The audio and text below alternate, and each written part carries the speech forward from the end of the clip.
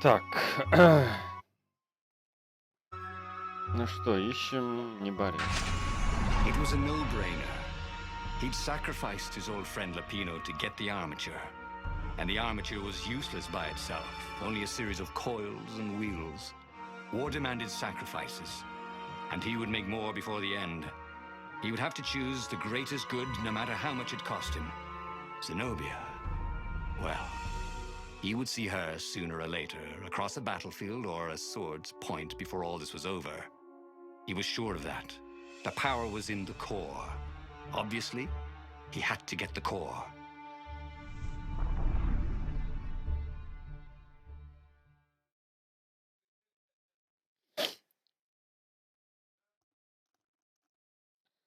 Так, ну если это ОБС зависает, то, блин, я вообще не знаю, что делать тогда.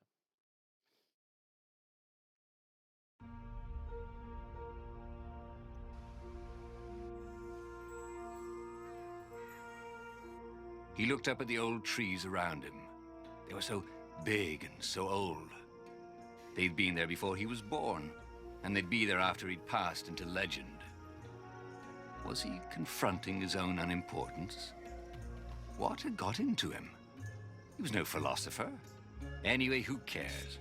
He was plenty important. He was a hero, and soon he'd prove it.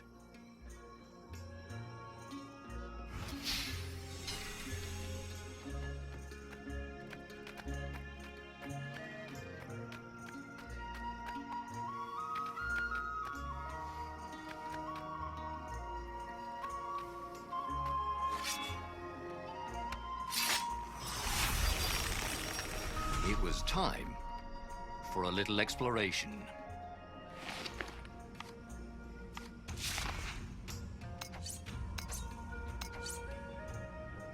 Блин, 9 штук не хватает.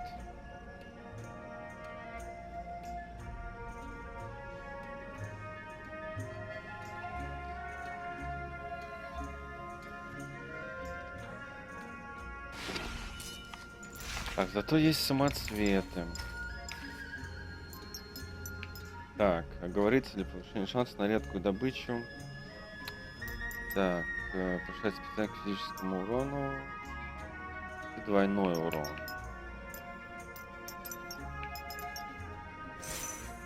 Сокровище.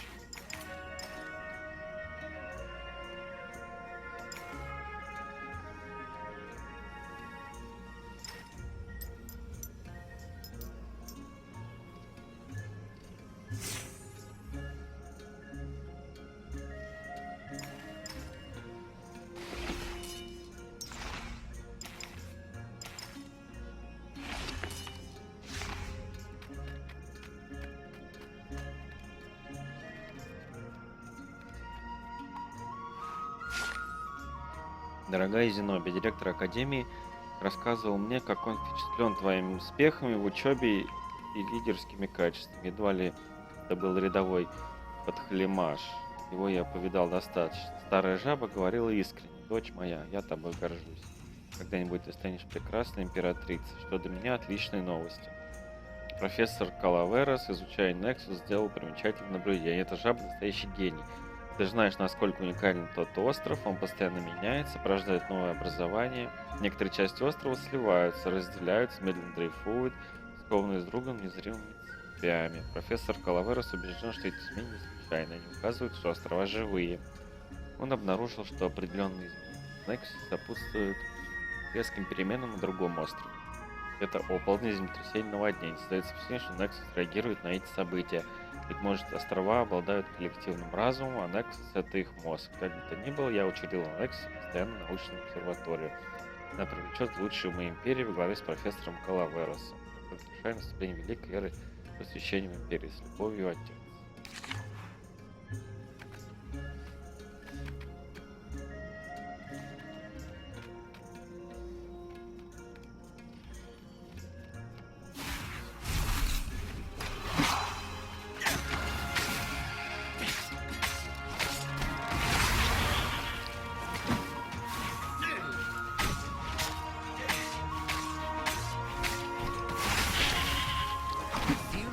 Close to you.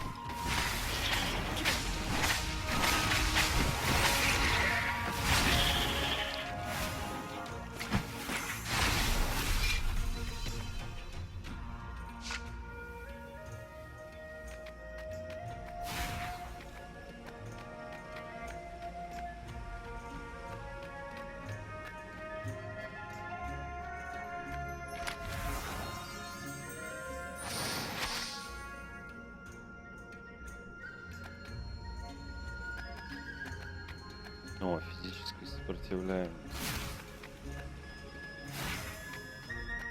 О, так, тут теперь закрыто.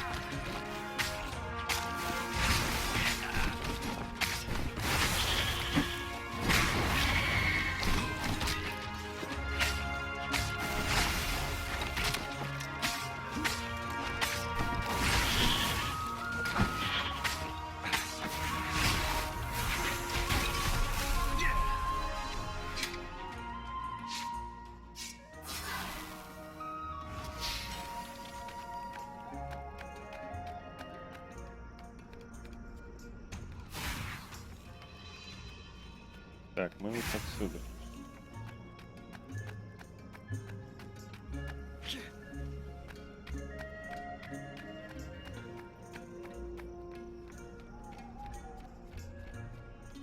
Bernardo, smash!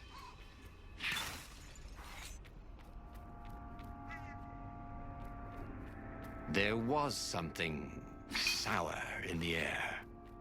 Like the earth had ruptured over something that had been fermenting for a very long time.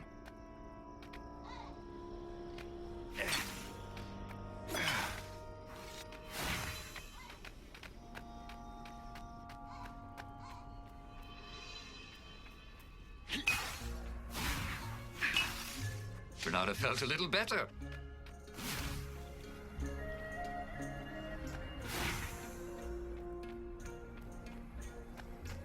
You almost never saw wild gogglers together like this. The toads had to train them not to peck each other to death. So these had to be imperial gogglers. That meant ravens were up ahead.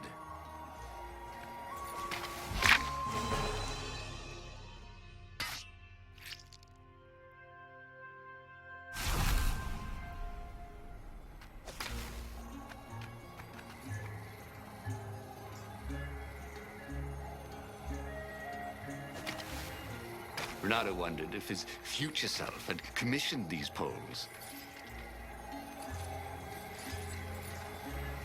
Так, я понял, когда они отворачивают.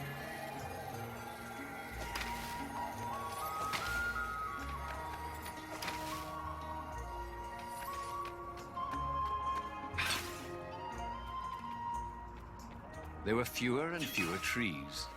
There were only these huge crystalline growths. Had those been here before?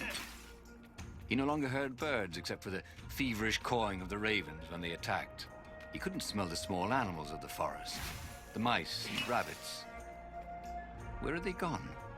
And he was getting hungry too. This was an unhealthy place to be.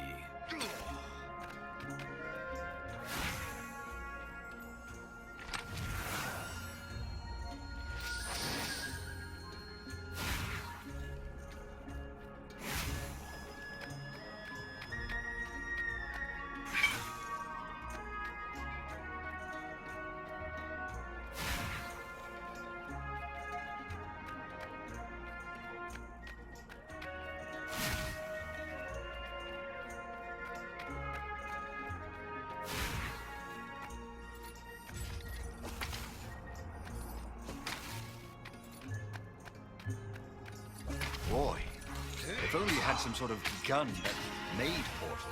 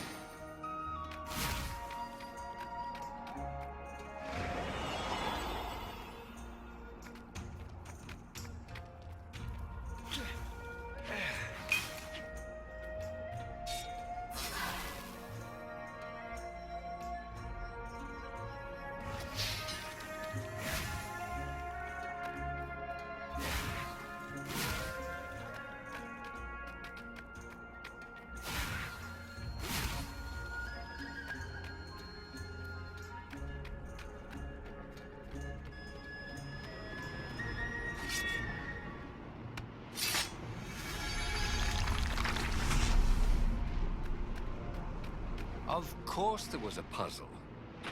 You couldn't expect the Transcendent Emperor to bury a god's eye in a leather sack where anyone could pick it up.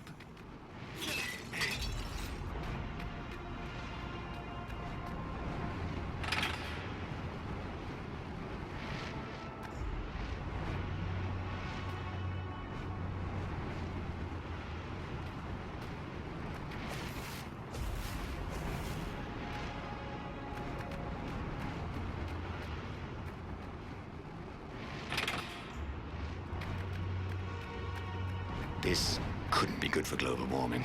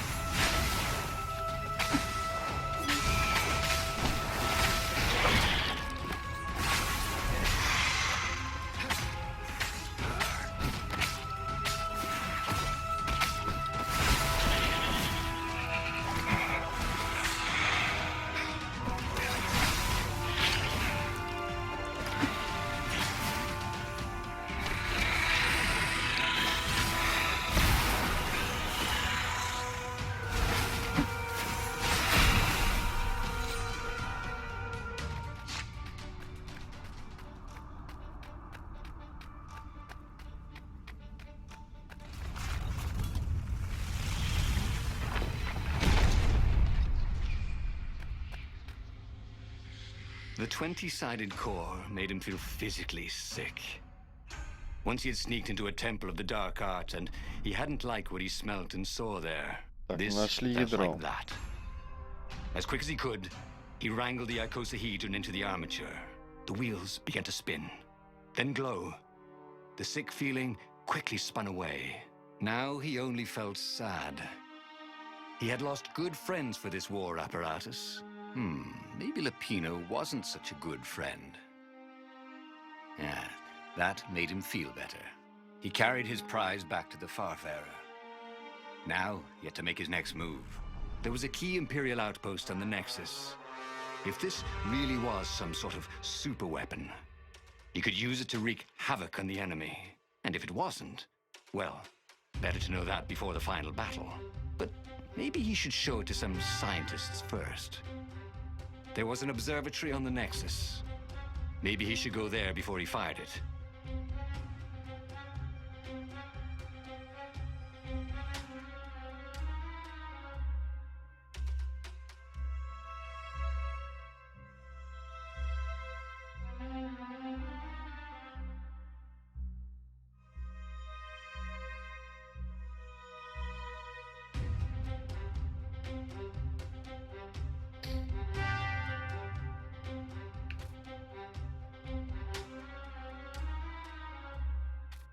Так, атакуем, да. Renato had never been much of a student. At Sword Fu School, he'd never read the books, just looked at the pictures. And Zenobia. But weapons he understood. His gut told him that the Sky Ripper would work great. He would use it to take out the Imperial outpost. And what's the worst that could happen? The thing wouldn't work, and then he'd take it to the scientists. Right? Exactly.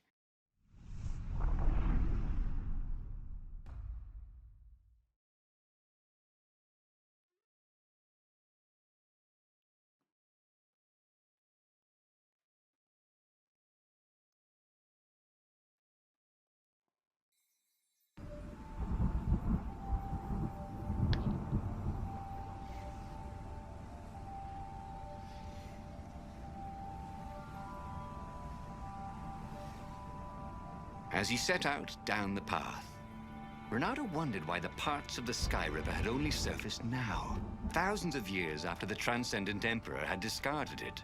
This emperor, Isengrim III, had performed terrible, bloodthirsty rituals to invoke the lost gods. Perhaps that was bringing up lost artifacts. How perfect, then, that the Sky Ripper would reappear to be his destruction.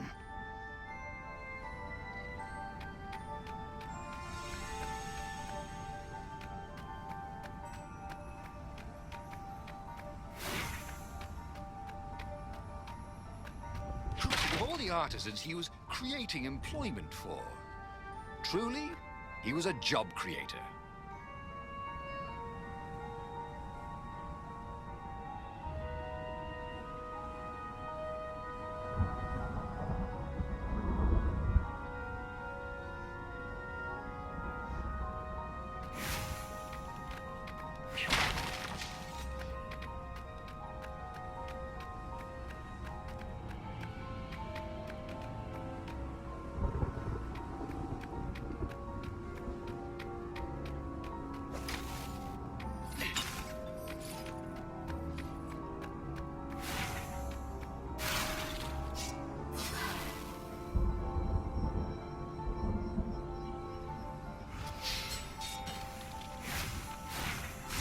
Kill the fox! Caught the ravens. Nobody said they were original.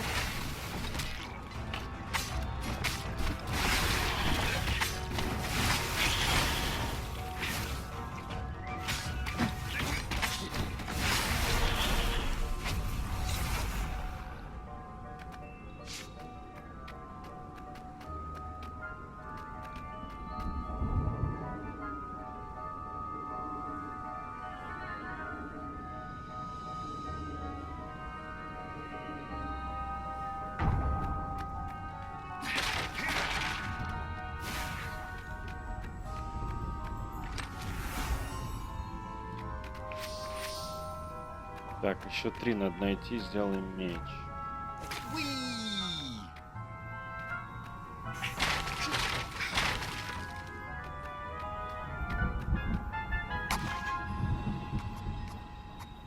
Так. Здоровье или выносливость?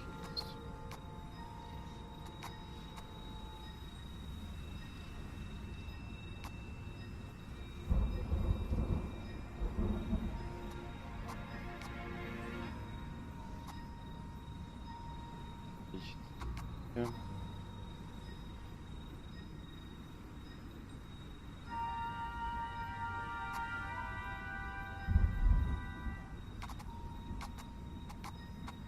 Так,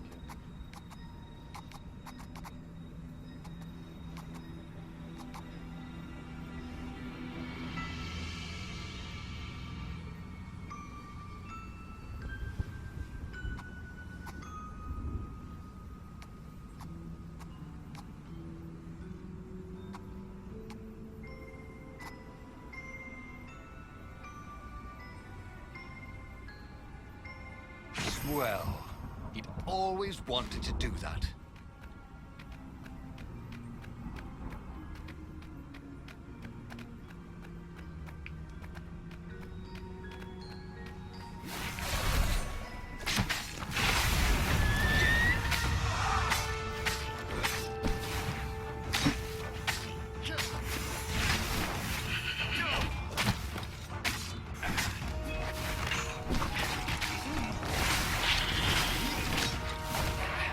Hey, wanna hook up?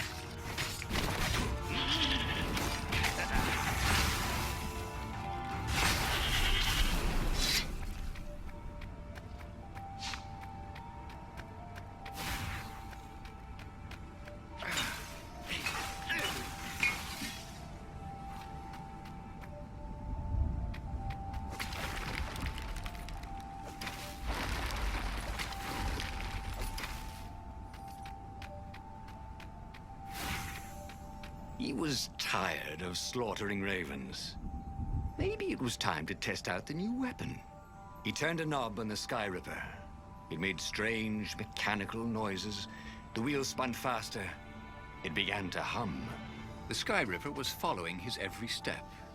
At least it acknowledged him as the master. But there was no trigger. How was he supposed to fire it? Fire. he said. Nothing happened. Well, maybe it just needed to warm up. After all, it hadn't been fired in thousands of years.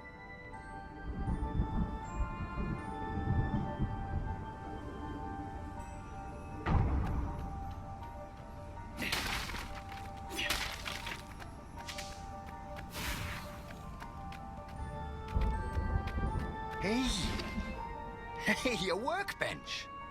He could try out his new bling.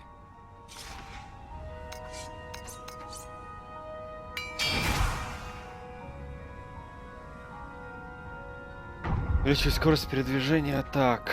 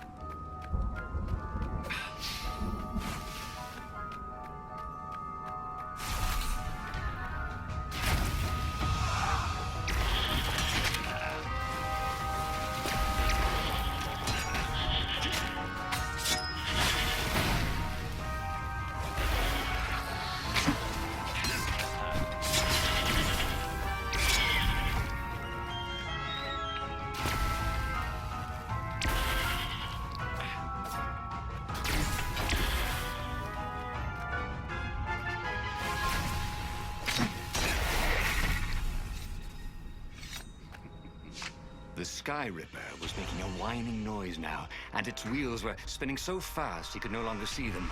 Renato had a thought. "Please?" he asked. The Sky Ripper began to glow. Boom! The outpost burst into flame. Ravens flapped out screaming, wings on fire. The base was his. The far speaker toad came hopping out. "Renato!" it croaked, sounding like a toad version of Zenobia. Don't use the Sky Ripper. It will destroy the world. "Yeah, sure it will," cracked Renato. "Pull the other one." If you don't trust me, go see Calaveras. He'll tell you the same thing. Oh, she would say that.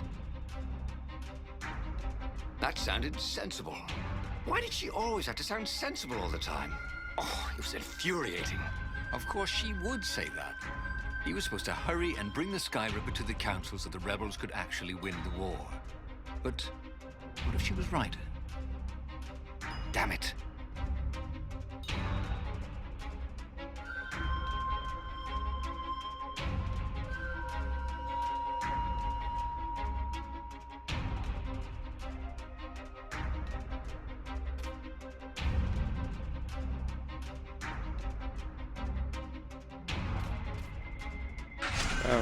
Just this once, he would not let Zenobia get into his head with her logic and her wisdom and her appeals to reason. He was a fox. He'd go with his instincts, and it would all work out like it always did. Oh, he was sounding like a reckless idiot, even to himself. But if there was one thing Renato could never bring himself to do, it was turn back on a decision he'd made.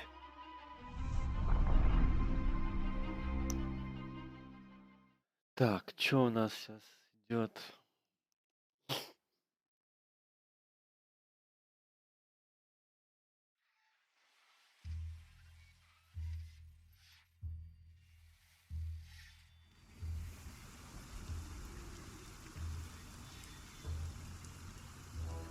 Imperials were flapping and cawing all around the ruins. They must be panicking with rumors flying of the superweapon. Maybe they hoped to find and destroy the base before he could put the Sky Ripper into action. The Sky Ripper was whining and heating up. It would be time to use that energy soon.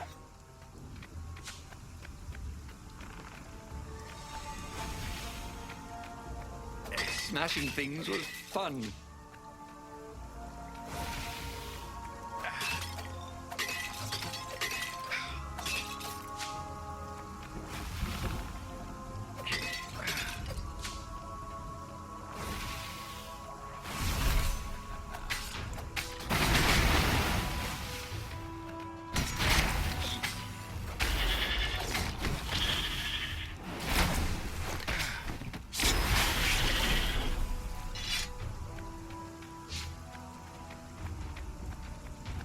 He missed her.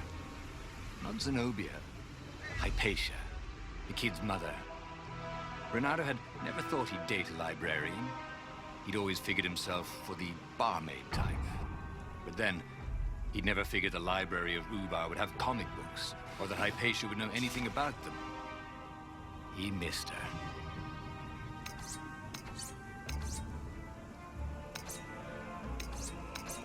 Так, 200 руды надо. Так много.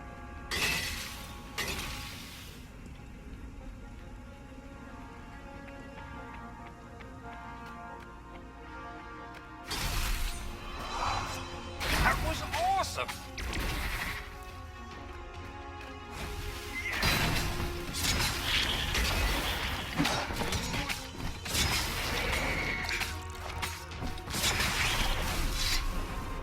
Renato had never had a super weapon before.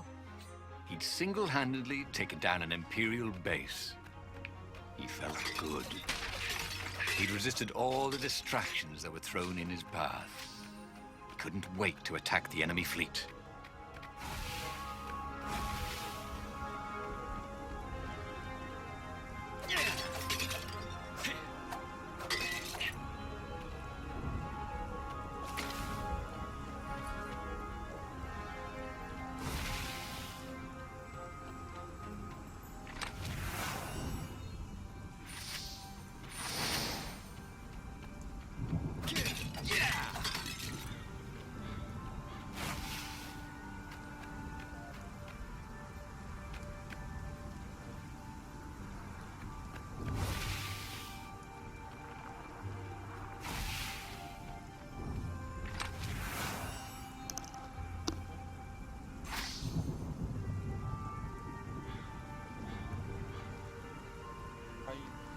Потом.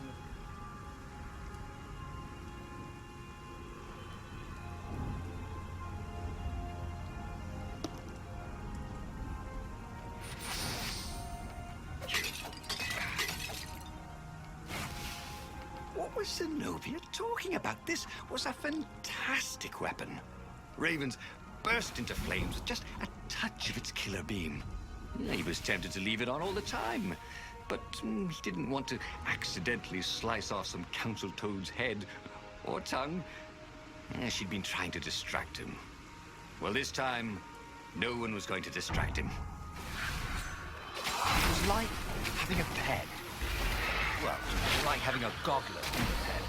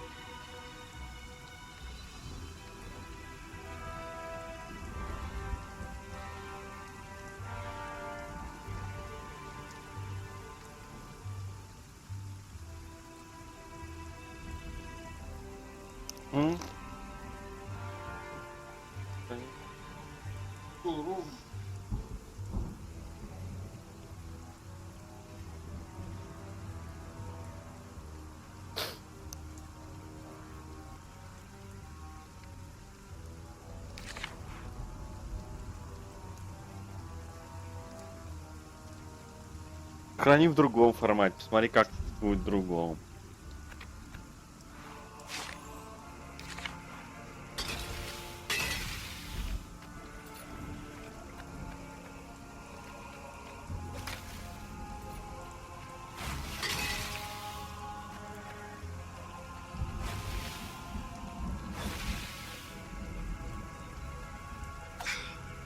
Once you try it, you're hooked.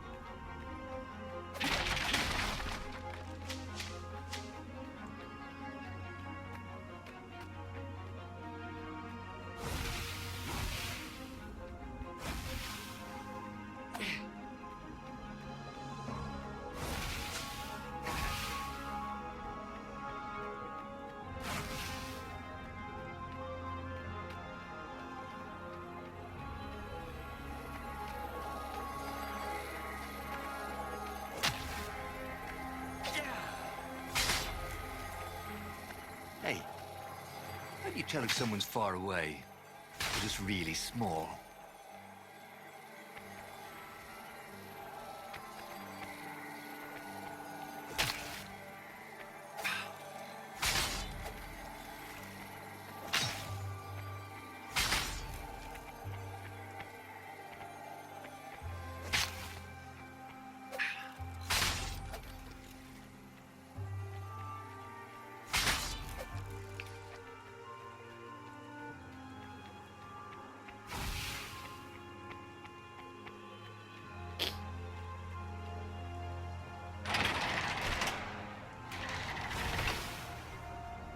Long stairs.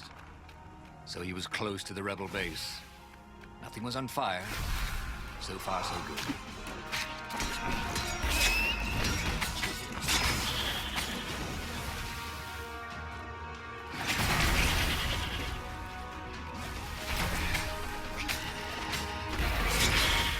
If only he had some way to break the ice. Or convince it he was a friend.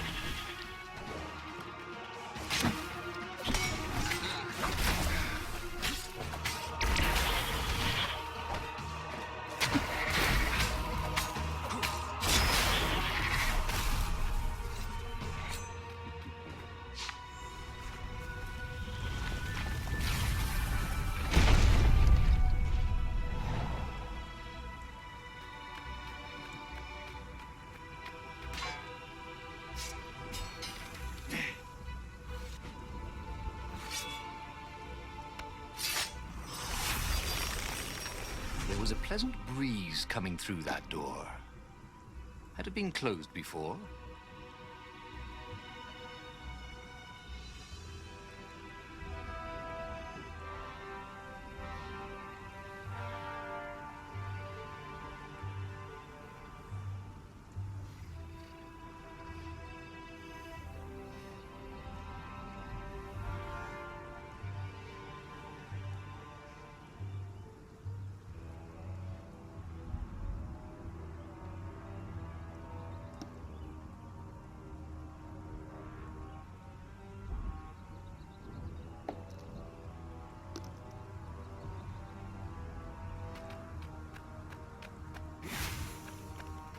When Renato went to the china shop, for some reason the owner was always nervous.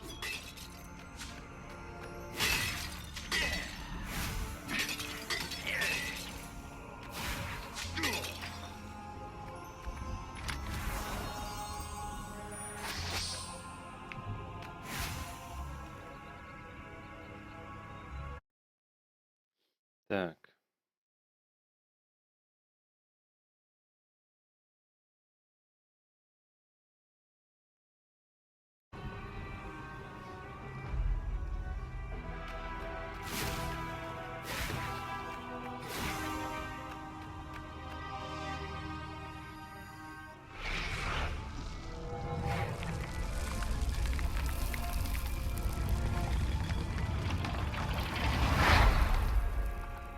As he headed towards the council chamber, Bernardo felt everyone watching him.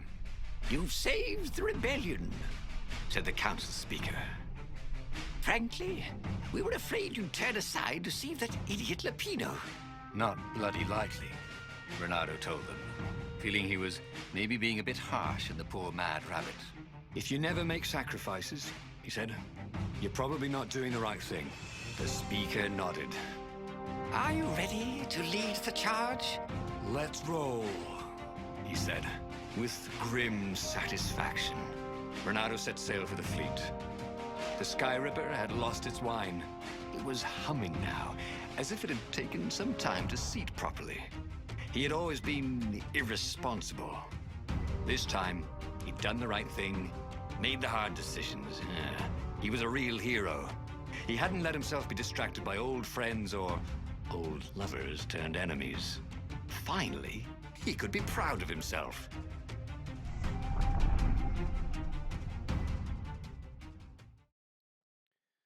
Блин, конечно, не получится так все пройти.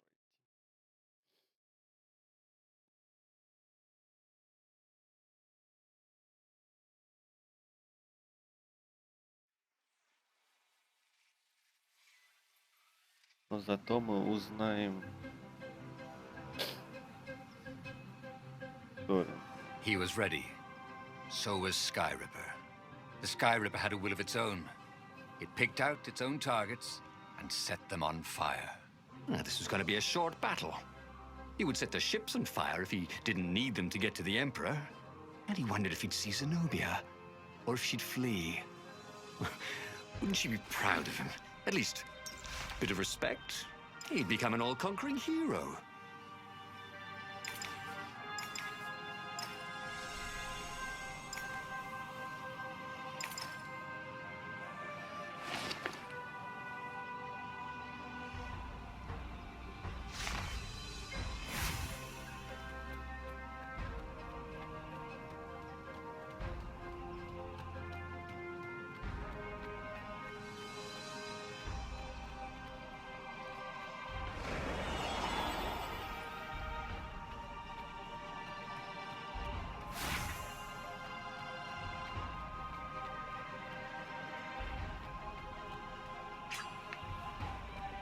The mysterious sword from the east made you so fast you could catch a fly with your chopsticks.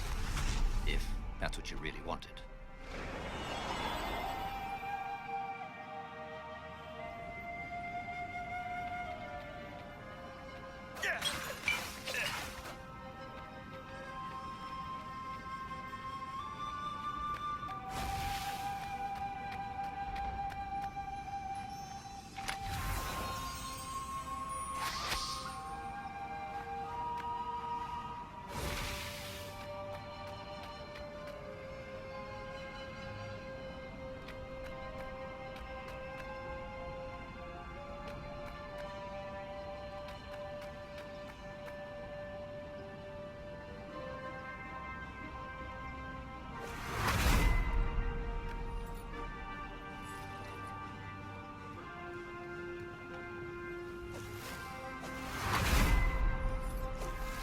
That was always a rush.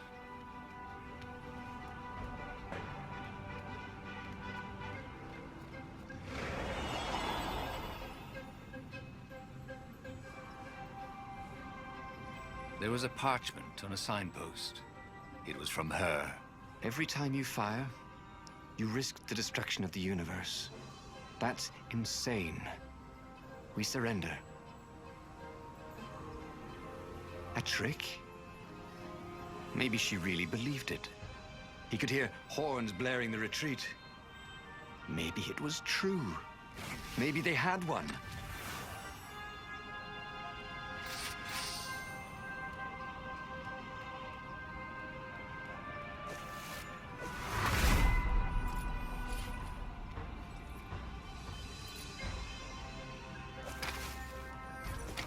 Look, it's not personal, but your mother wears army boots.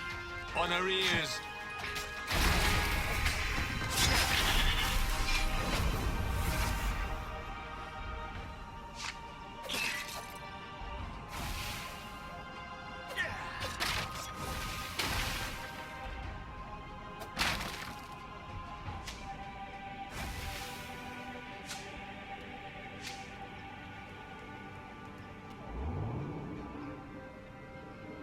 What did you do if one of these platforms stalled?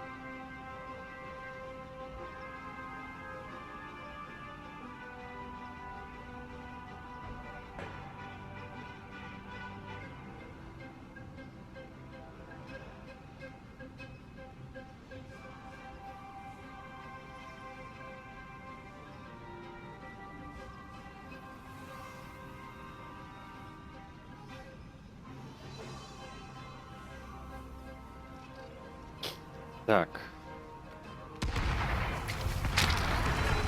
Should Ой, have died a блин. pirate, I thought.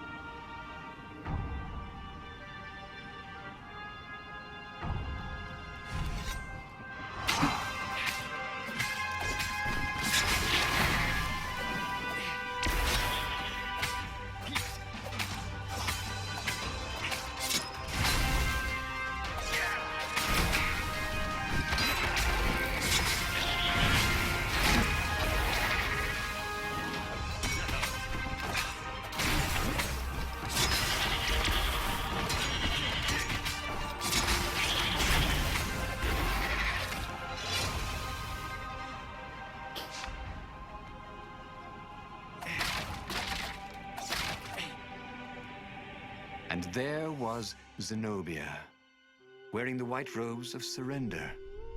She came and kneeled before him. Why didn't you listen to me? I was trying to save you too. You're the enemy, you said. I was never your enemy, Renato. Then she spoke a terrible word and made a gesture with her hand. She stopped moving, covered in frost, and he wondered why she'd frozen herself. Then the Sky Ripper froze, and then, for a moment, he felt very cold and discovered that he couldn't move. The next thing he knew, the sun was a giant, monstrously red. It took up half the sky, and he was in a parched red desert. And then he was on fire. And just like that, he was alive again, and back on the Farfarer, still fleeing burning Ubar. The book was still open before him. So, the book was a portal. It took you to the future, when your destinies would branch. He had failed and died 3 times, but he'd learned another true thing. Zenobia still had feelings for him.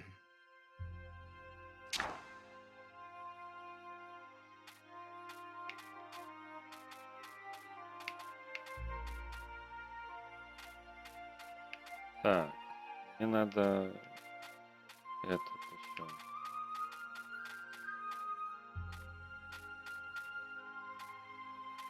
But he was starting to feel like he was getting the hang of this. There was a way through to victory. He could feel it. He just had to keep running the Path of Destinies. With that, the book fluttered back to the beginning, and he fell into it.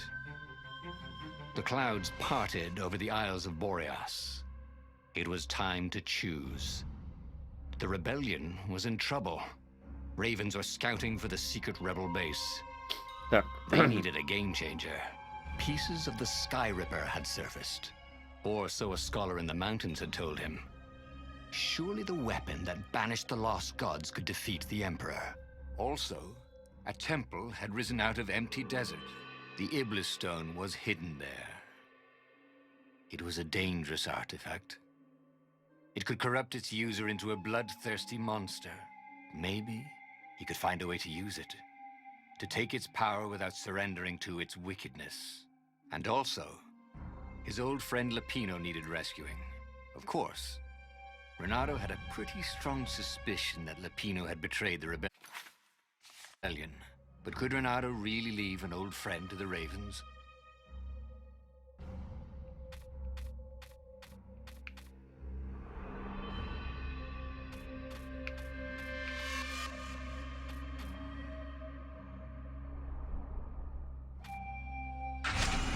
Every child knew about the Sky Ripper. так, ну тут я уже проходил. На первом я выбрал...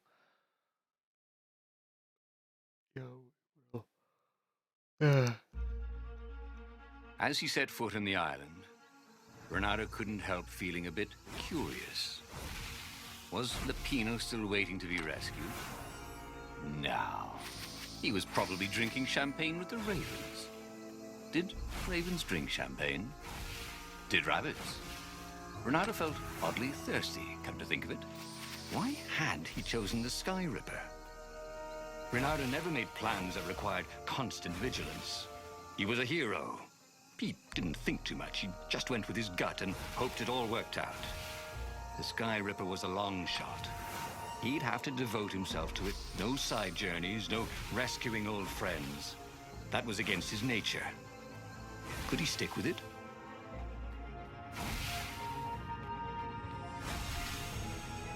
Sorry, mustache, thought Renato.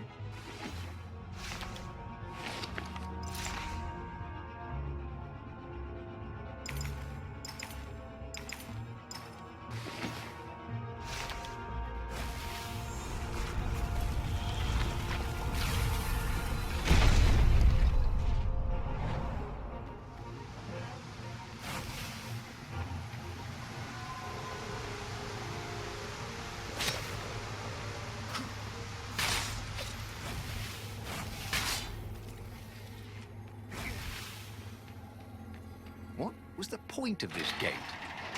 Did they think no one would notice the lever?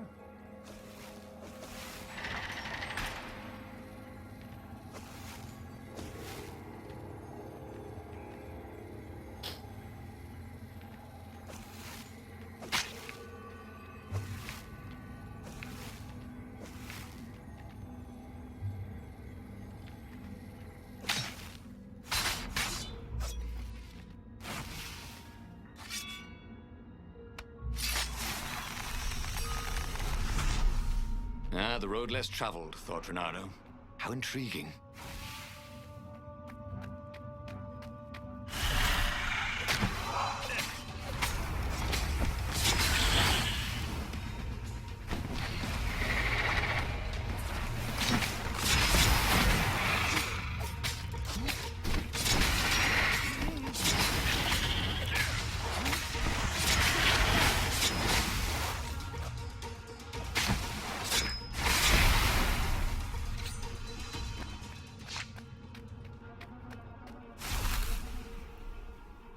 Renato was running out of choices.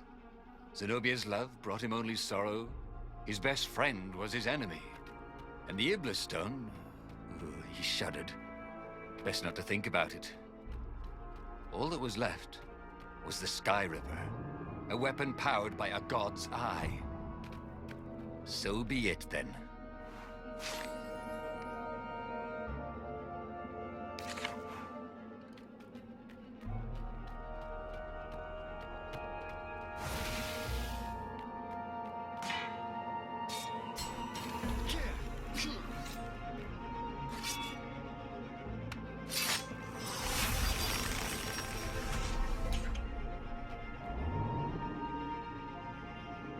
this thing really needed a roof.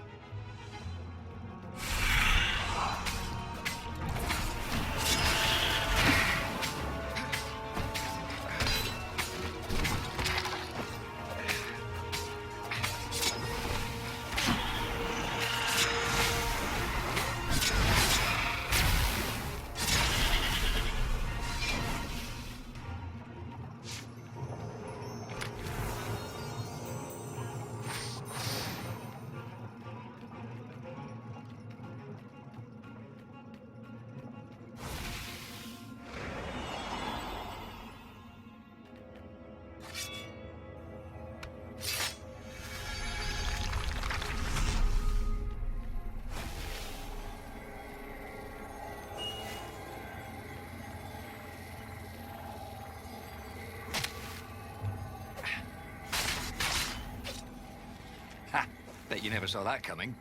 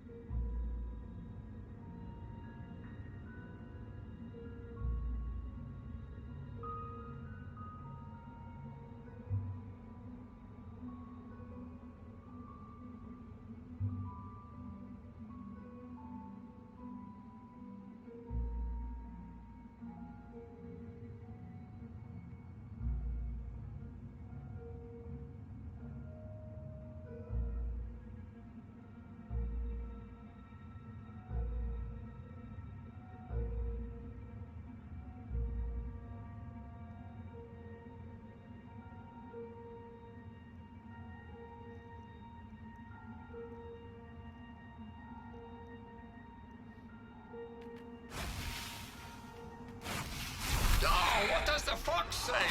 Asked one raven. Another one called back, "Go, I'm dying!" And they both laughed hysterically.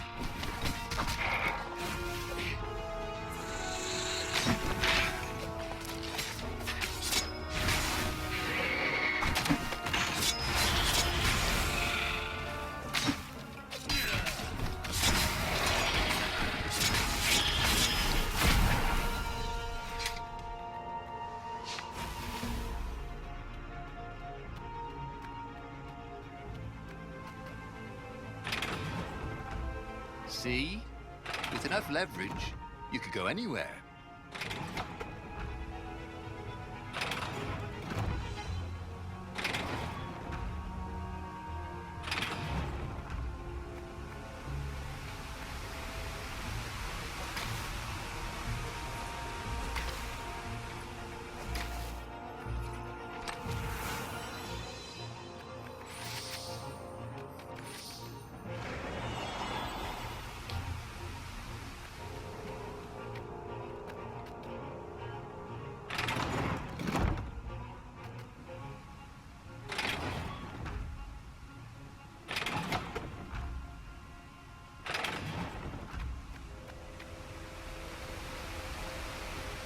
See? That wasn't so hard.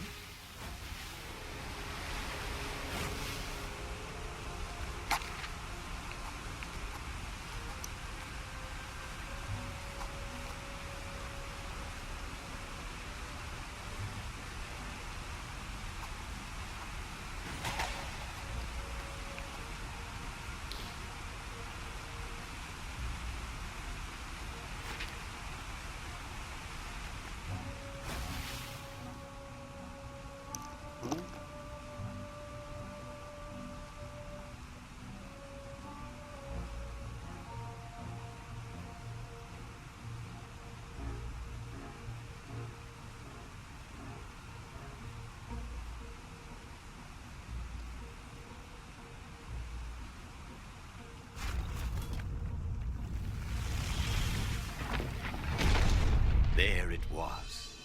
Skyripper's armature.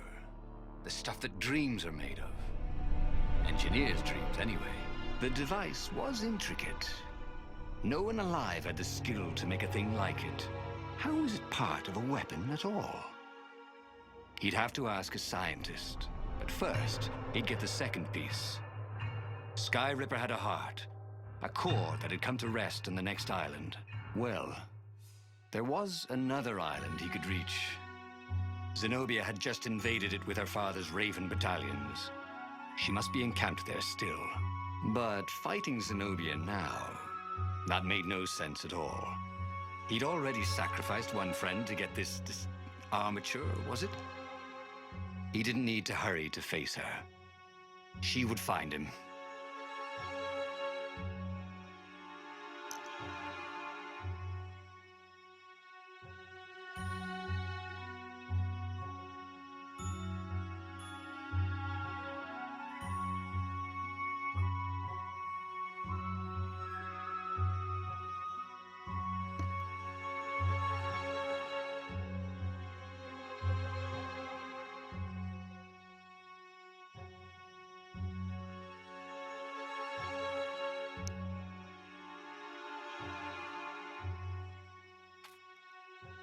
М?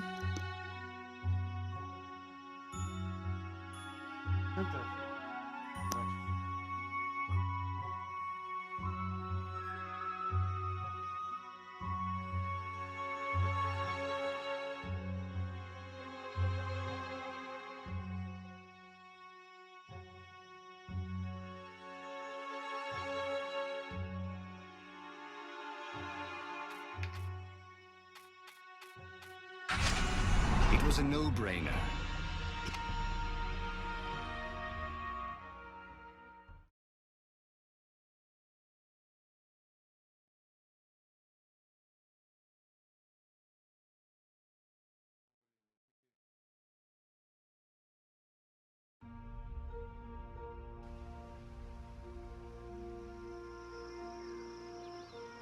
He looked up at the old trees around him. They were so big and so old. They'd been there before he was born, and they'd be there after he'd passed into legend. Was he confronting his own unimportance? What had got into him? He was no philosopher. Anyway, who cares? He was plenty important. He was a hero, and soon he'd prove it.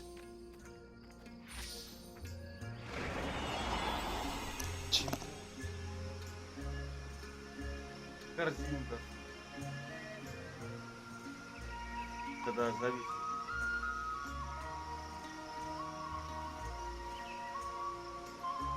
Корзинка.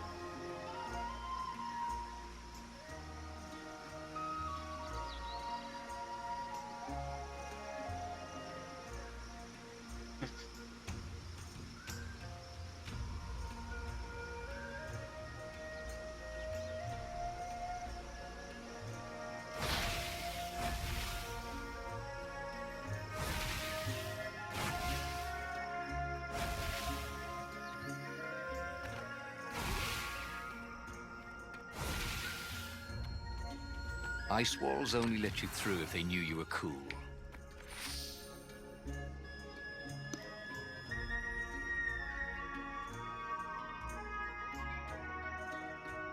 Вот это вот 53 гигабайта.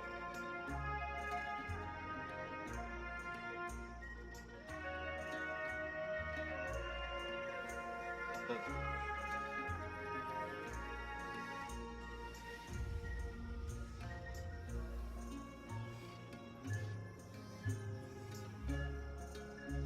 Хранил, что ли?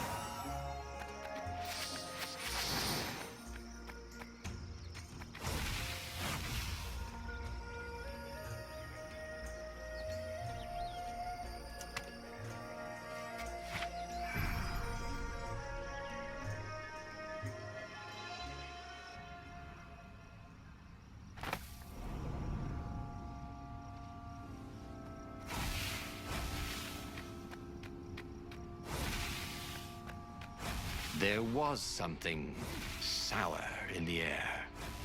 Like the earth had ruptured over something that had been fermenting for a very long time.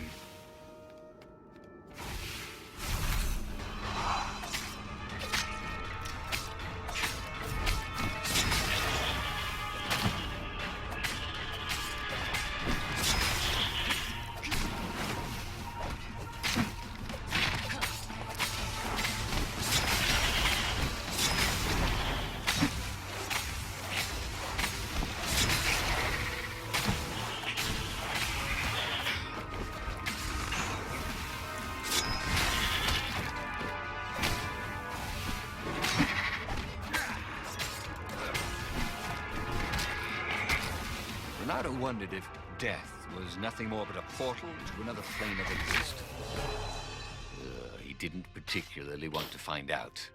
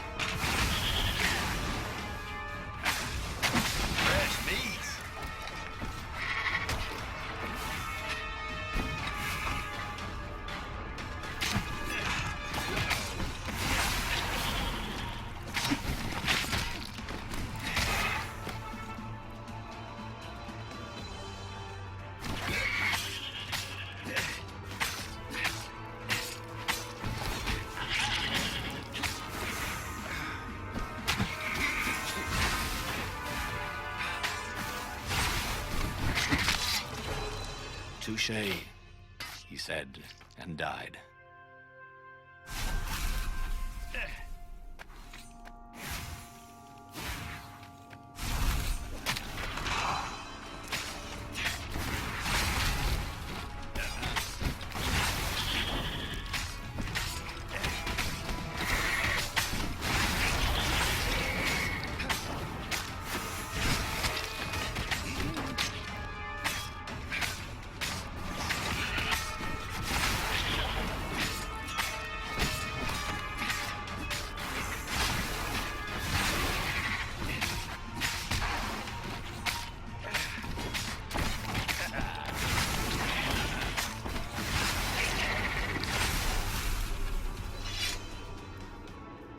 There were fewer and fewer trees.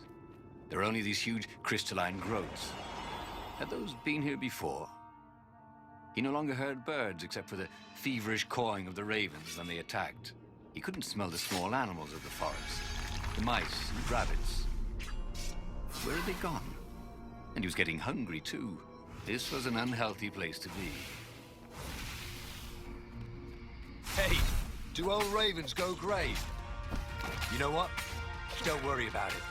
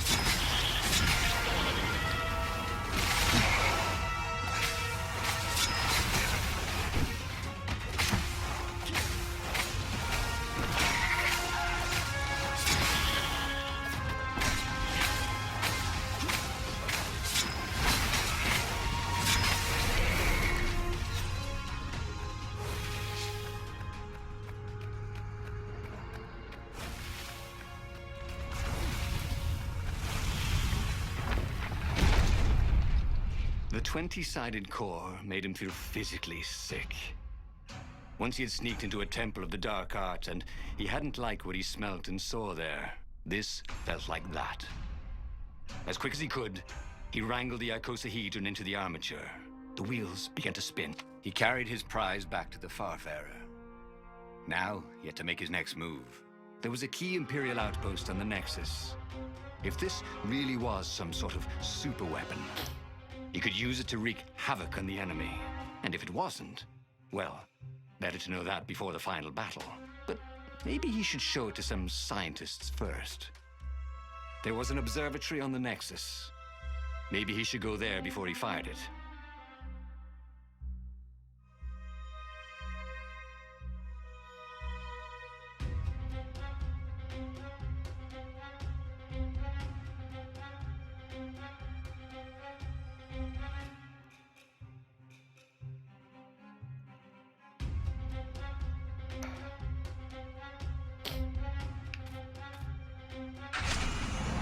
Of course. If you've just assembled a weapon out of legend that can exile gods from the world, you'd want to have a scientist or two look at it.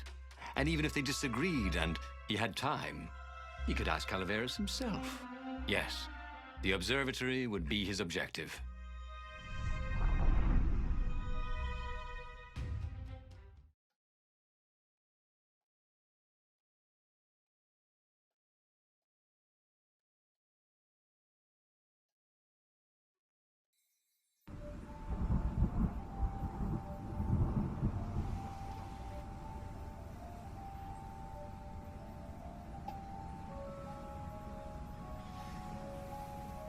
Why had the parts of the Sky Ripper only surfaced now, thousands of years after the Transcendent Emperor had dismantled it? The mad Emperor Isengrim had performed terrible, bloodthirsty rituals to invoke the lost gods. Was that why these ancient artifacts were rising out of the ground? How perfect, then, that the Sky Ripper would reappear to be his destruction.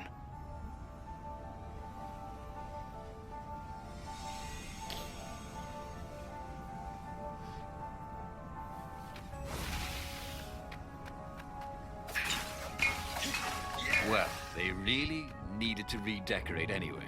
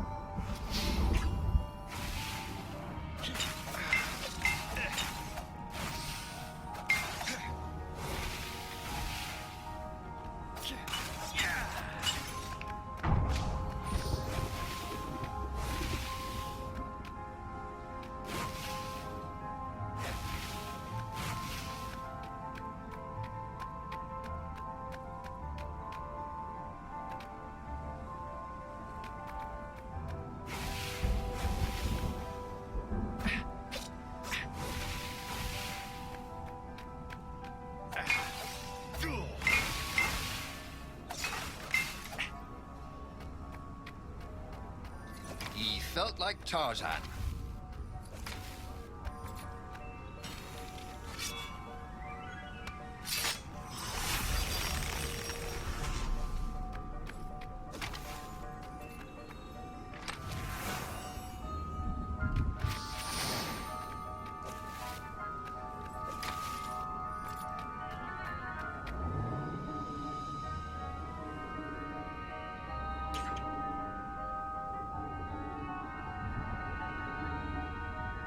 Так.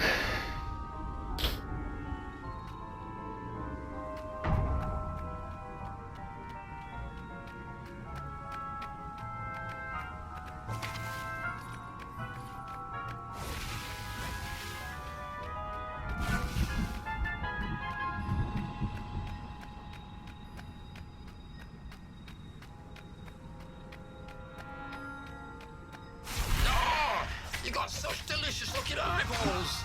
Caught the lead, Raven. Thank you, I think, said Renato.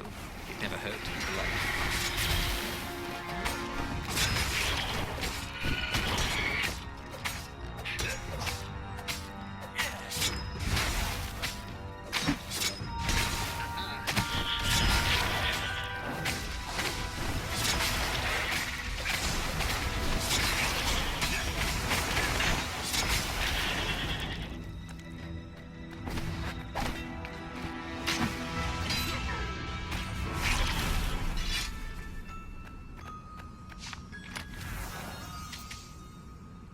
right jewel could really give you an edge. The wrong, well, it still looked pretty, didn't it?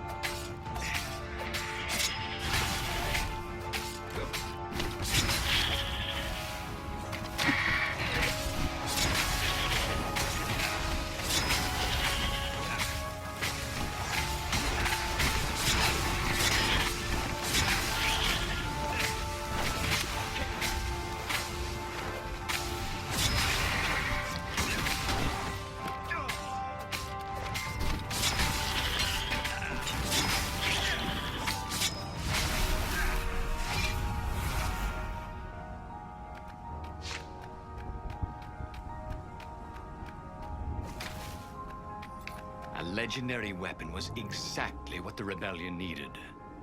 They were outnumbered. The once kind emperor had become a tyrant. But his ravens stayed loyal, for he fed them his victims, and the other animals were too frightened to rebel. Renato shuddered at what the emperor was trying to do. To bring back the lost gods, the Black Harvest, the Black Sun? No. He would stop that toad, no matter what the risk.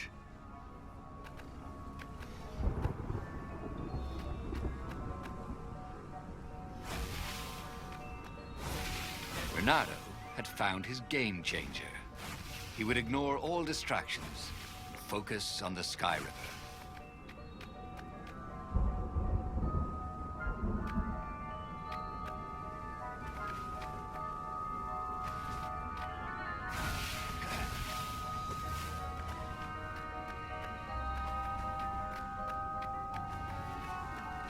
Renato wondered if it wasn't cheaper to build bridges and stairs.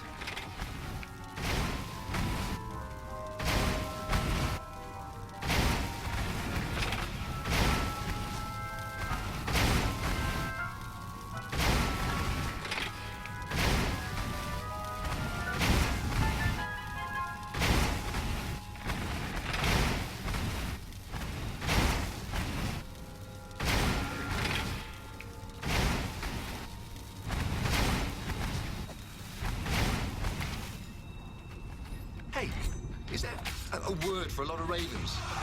Like a doofus of ravens?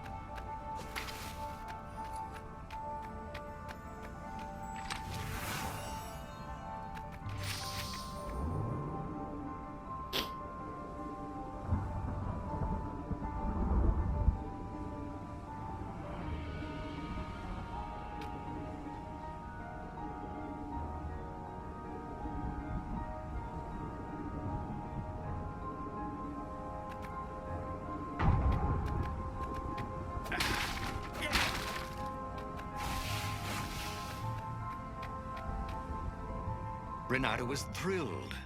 The scientists seemed to think he'd put the Sky Ripper together right. But one toad was worried. Yeah, the Sky Ripper could carve a hole in existence itself. There are invisible strings that tie the universe together. If the Sky Ripper cut one, the hole would widen and widen until our whole existence fell into it. Another toad sighed. Irving still believes in string theory. At least go see Calaveras. Yeah, said the worried toad. He knows more than anyone else has forgotten about the Transcendent Emperor. If anyone could tell him how to use this weapon safely, it would be Calaveras. It was he who had told Renato how to find it in the first place. But maybe he had to give up on using it as a weapon. Maybe he had to go to the secret rebel base and ask the generals there what he could do with a weapon that he dared not use.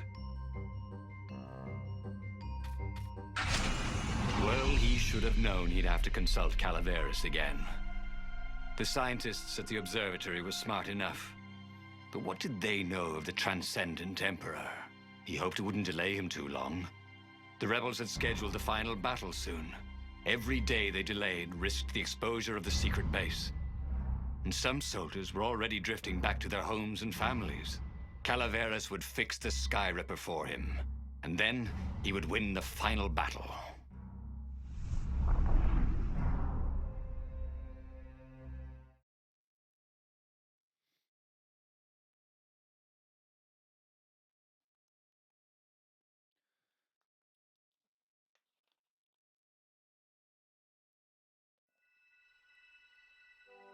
Maybe it was the cold. But after a few steps, Renato's optimism started to slump. What if Calaveras couldn't help? Did Renato dare use the Sky Ripper? Oh, he hated that he had chosen this path. It was so much simpler to rescue friends and attack enemies, even if some of those friends were more trouble than his enemies. Some of those enemies had been friends before and might be lovers after. No, okay, it wasn't all that much simpler, no. Physics made his brain hurt. That, at least, he was sure of.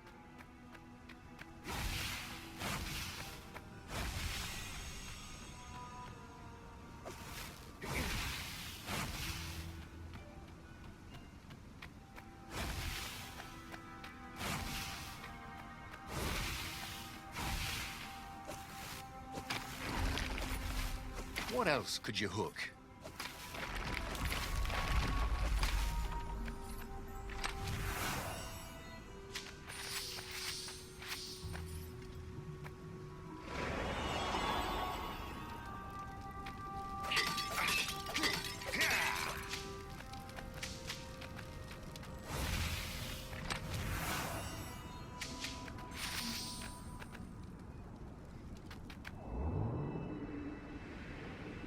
Take a leap of faith, said the inscription.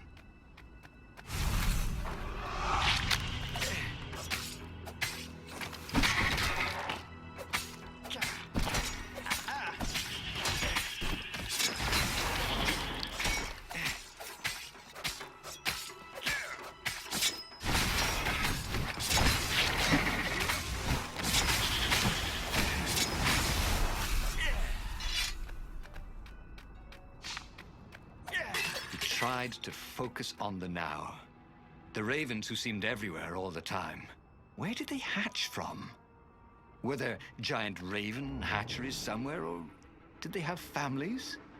Ooh, he didn't want to think about raven mummies raising their darling raven chicks. Yeah, Calaveras would help. He would make Renato feel better about using the Sky Ripper. And then Renato wouldn't have to worry about ravens ever again.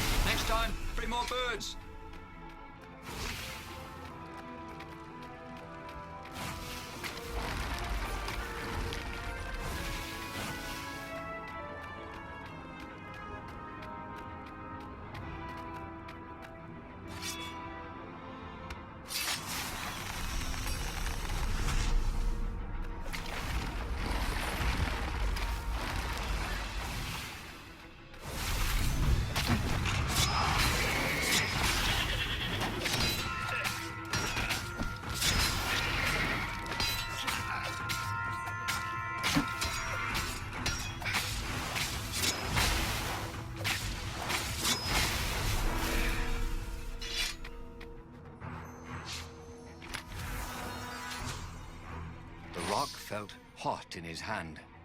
He could feel its secret power.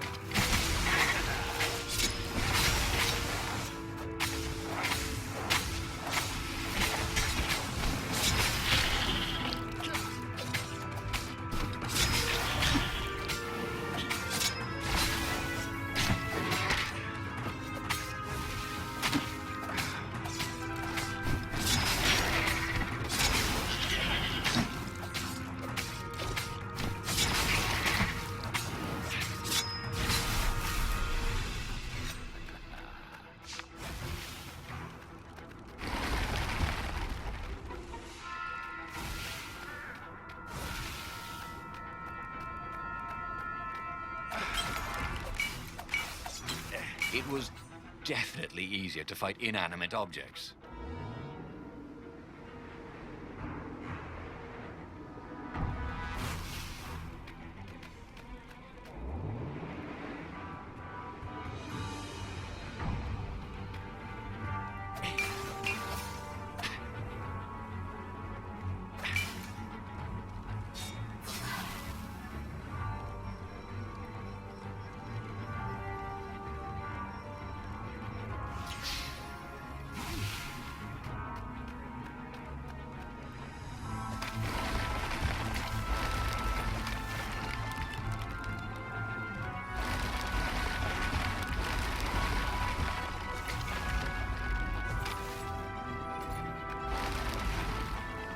When I build my castle, thought Renato, all my gates are going to open with buttons, and all the levers will drop rocks at your head. Renato had sacrificed a friend for the Sky Ripper. It would be worth it if he could bring a super weapon to the rebellion. The scientists had ruined everything.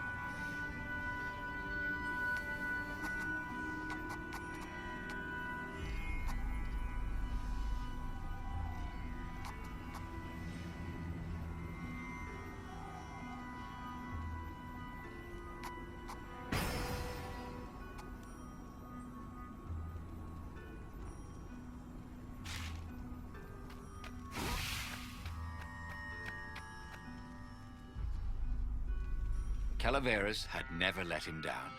Yeah, of course I can make it work better. But when Renato explained about the strings, Calaveras grew thoughtful. Oh, strings, you say? Well, the Arcana do speak of the ties that bind the world. He drew many intricate symbols in the dirt.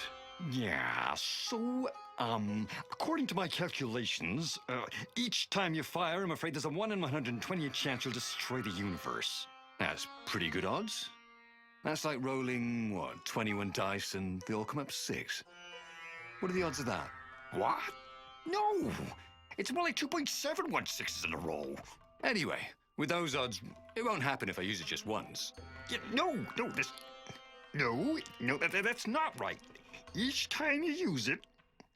Okay, look, just don't use it ever. All right, I guess. As he sailed away from the mountains, Renato could see clouds darkening. Rain? No. Ships. Imperial ships, swarming thick as bees. This was it. The big battle. They could not afford to lose this one. What if it did not go well? What if he had to use the Sky Ripper? Could he gamble the universe? On the other hand, what were the odds of rolling 21 sixes in a row?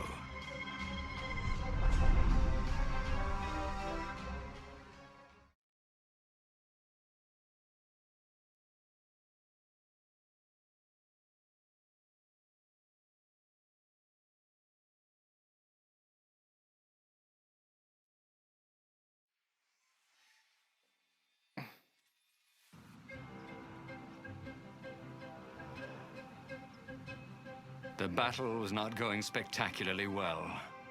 What had the rebels been thinking?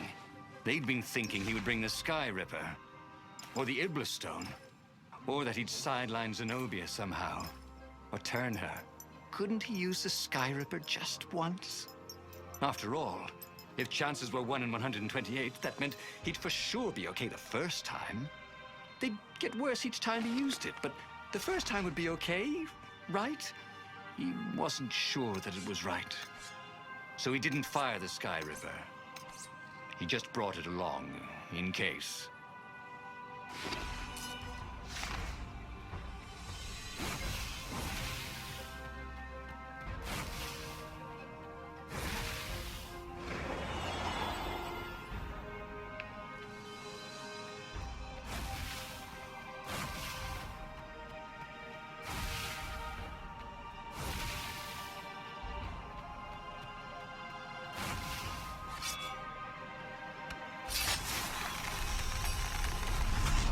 Had that door been opened before?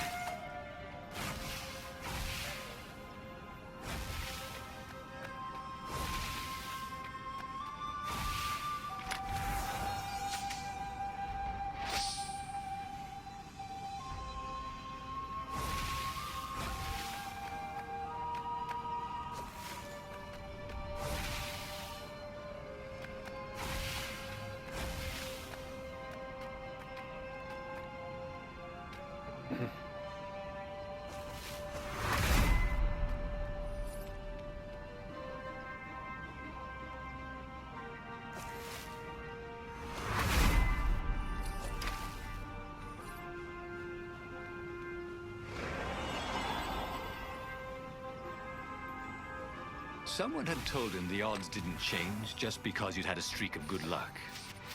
His gut told him that was wrong, though. And he always listened to his gut. On the other hand, 128 chances to win.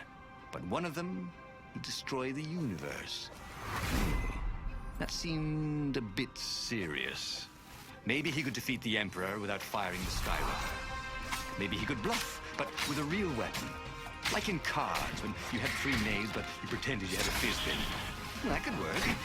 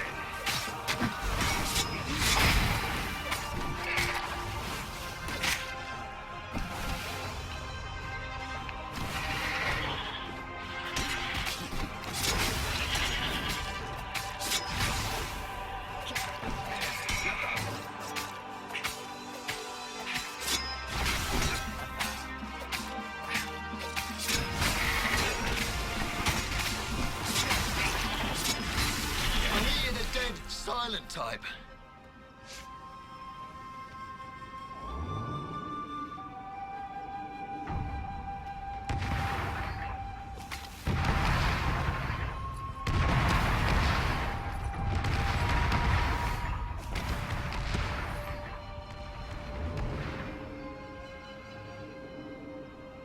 Так, вот он сейчас, по идее, ползет к этой.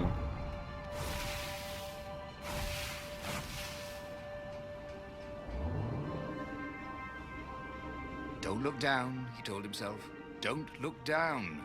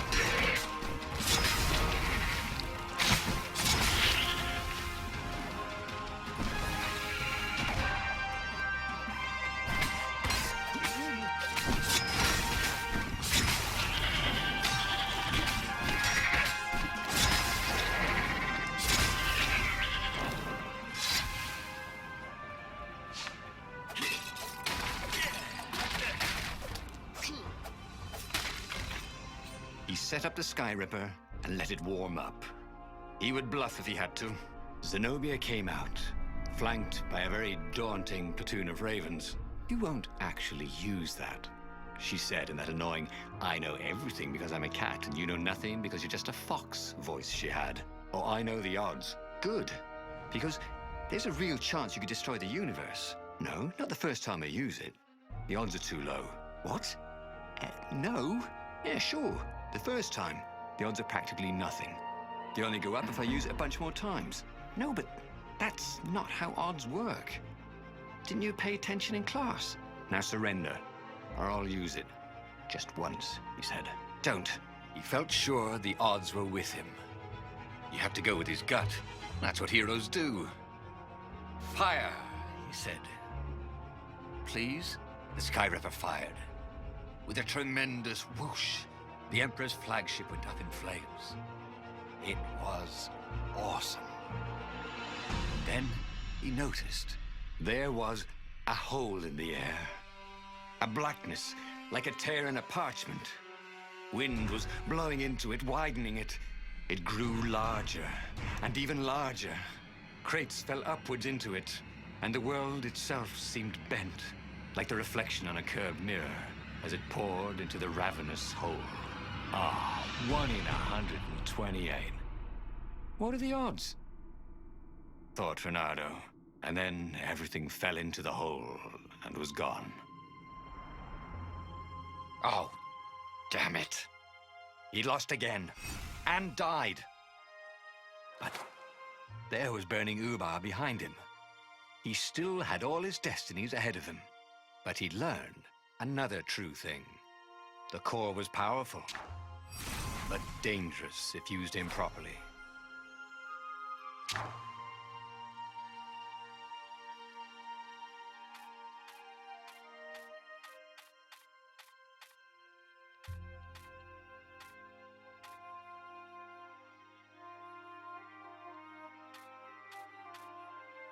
He knew enough now, he thought. All these truths tumbling around each other in his head. There must be a way to puzzle the pieces together. If he used everything he knew, he could discover a new path to destiny. The book's pages fluttered to the beginning once again. Faster than before? And he fell. The clouds parted over the Isles of Boreas. It was time to choose. The rebellion was in trouble. Ravens were scouting for the secret rebel base. They needed a game changer. Pieces of the Sky Ripper had surfaced. Reynardo knew that using it could go catastrophically wrong. But he was sure he could figure out how to use it safely. Also, a temple had risen out of empty desert. The Iblis stone was hidden there. It was a dangerous artifact. It could corrupt its user into a bloodthirsty monster. Maybe he could find a way to use it, to take its power without surrendering to its wickedness. And also, his old friend Lapino needed rescuing. Of course, Reynardo had a pretty strong suspicion that Lapino had betrayed the rebellion, and he had a gut feeling that he needed to use that to his advantage.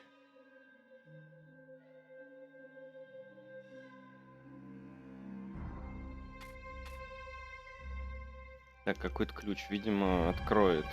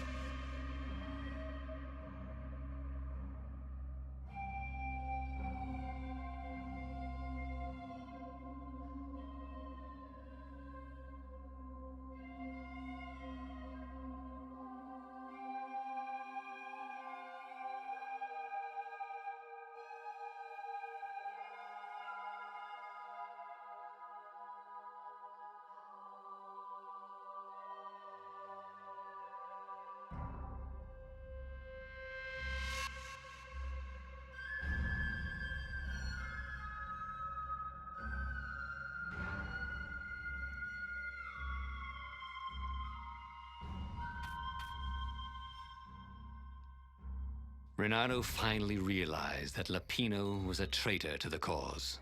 And maybe Renato could use that somehow.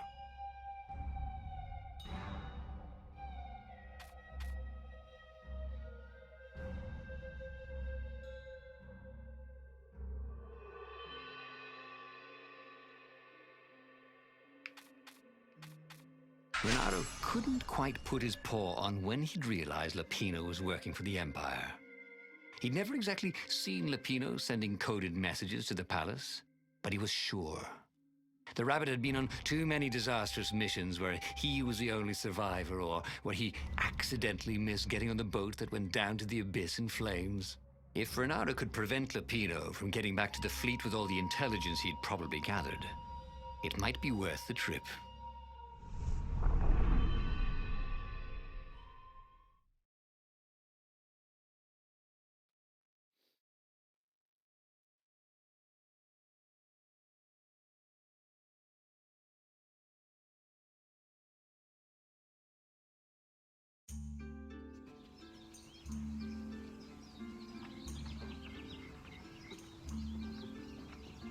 How had they come to this?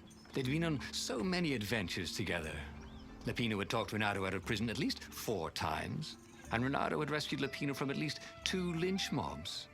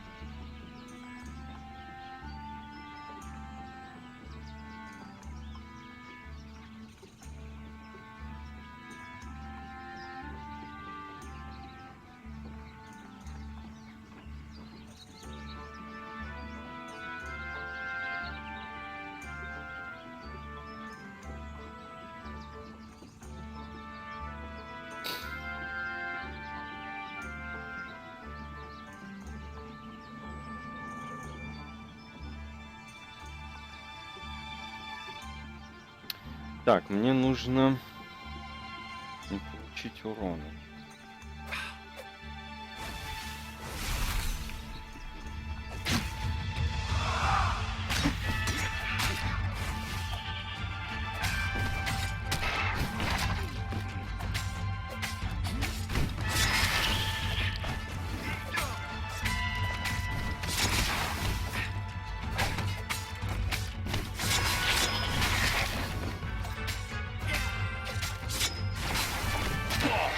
Someone needs a bath.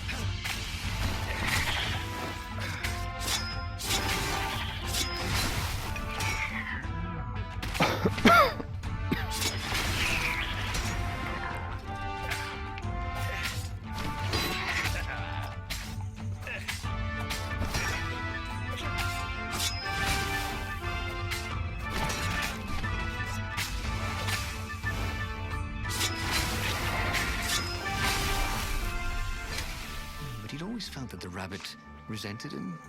Peppino was hilarious because he was so down on himself and everyone else. But behind the laughs, he wasn't a happy camper. Ooh, was this payback? Or did the Empire have his little white tail in a vice? The goat. Take the goat first, Renato thought. But it was too late.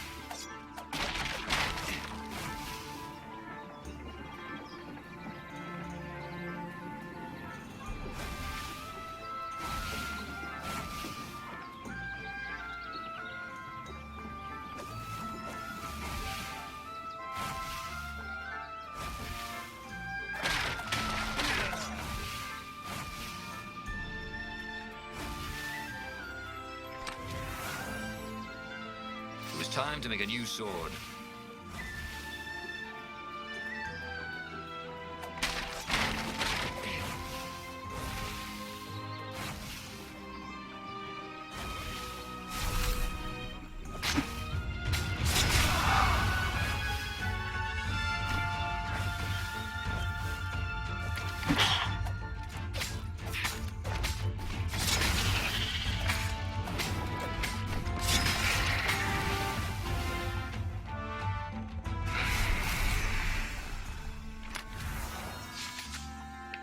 His sword food teacher used to say power gems were cheating.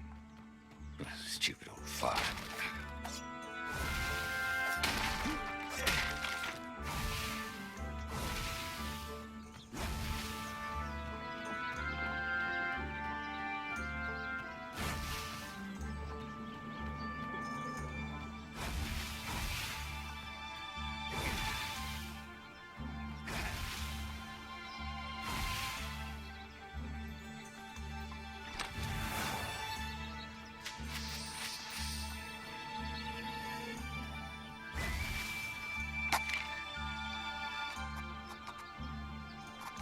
Так.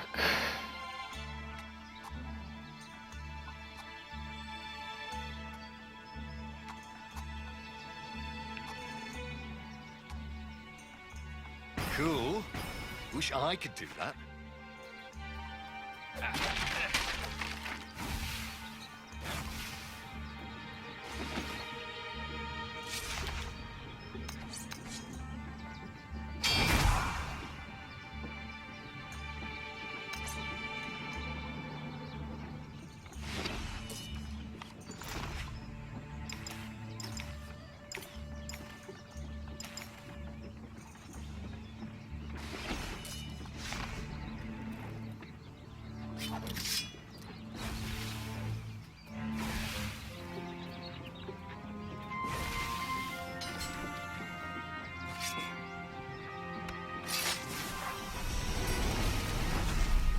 I wonder what happens if I go that way.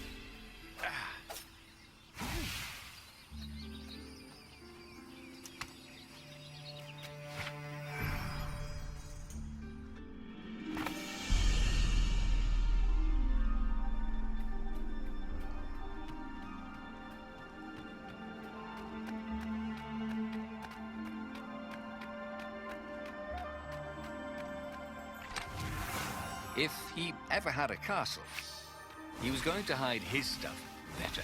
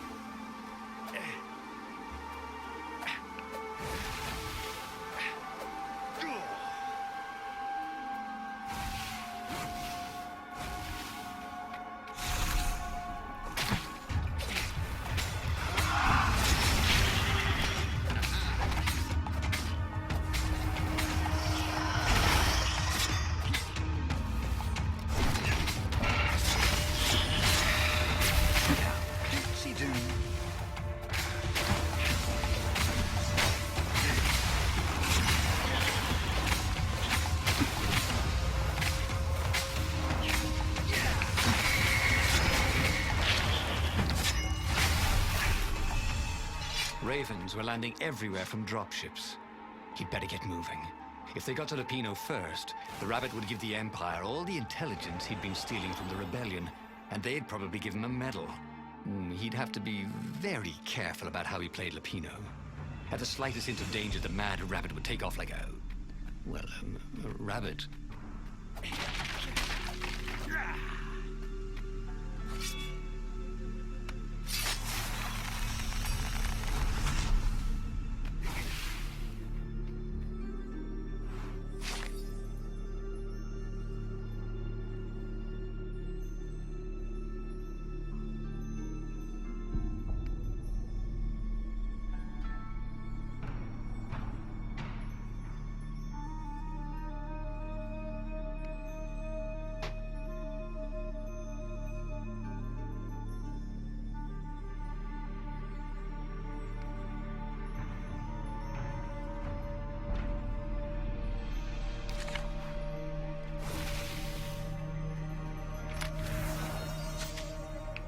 This stone was incredibly valuable. Renato could sense it. Also, it still had its price tag.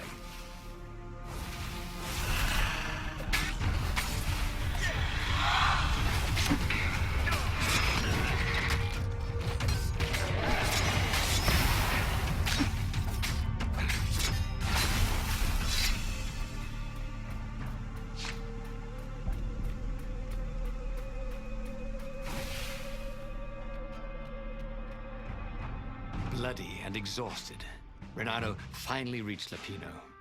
The rabbit was practicing shuffling his favorite deck. Now that he knew what the rabbit was, there were a few things about him that Renato didn't find so amusing anymore. You sent me an urgent message saying that you're in danger. Oh, I am. The Ravens are coming. Now, I got a clever plan to kidnap Zenobia. Renato wanted to clap shackles on the rabbit and shout, "You're a traitor, and I'm not falling for it." But if there was one thing Renato was sure of, it was that the core of the Sky River was dangerous mostly to its user. If he could put it in the Emperor's hands, old Isengrim III might blow himself and his fleet up with it. Yes, that was it.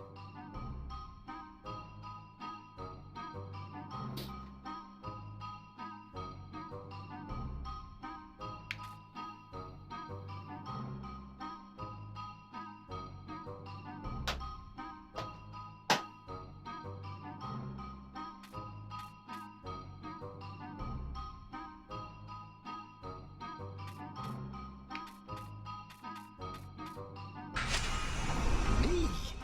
A traitor? I'm hurt, said Lupino. Why ever would you say that? We found your code book, said Renato. They hadn't, but he hoped Lupino would blow his cover. You got me, said Lupino. And you know what?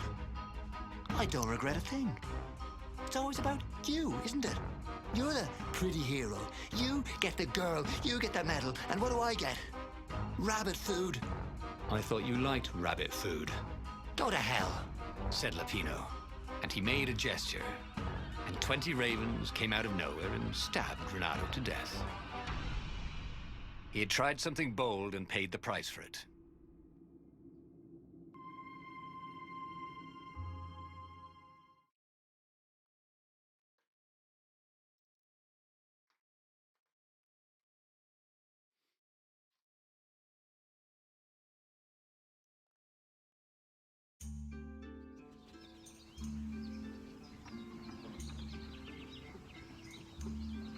How had they come to this?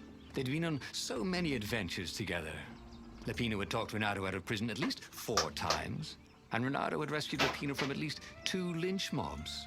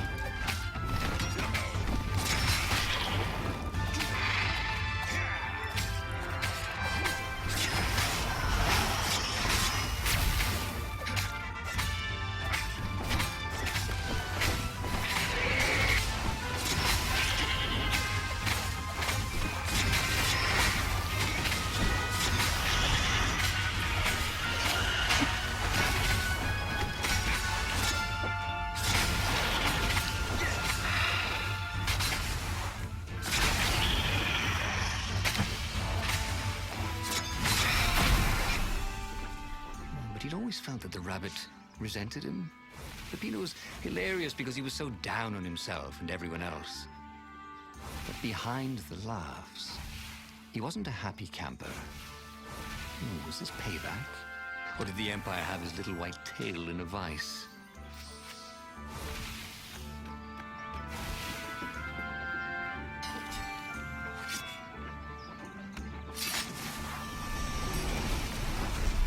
Maybe I should follow my nose, thought Renato.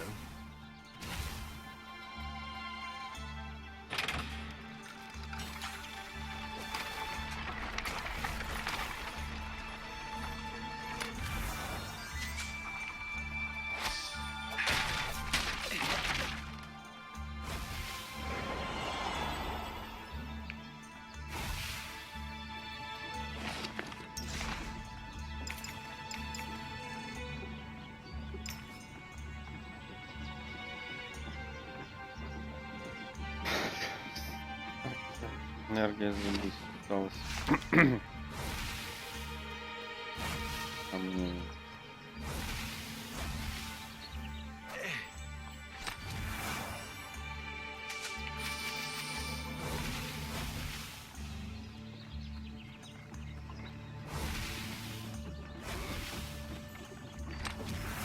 This chest was filled with old concert t-shirts.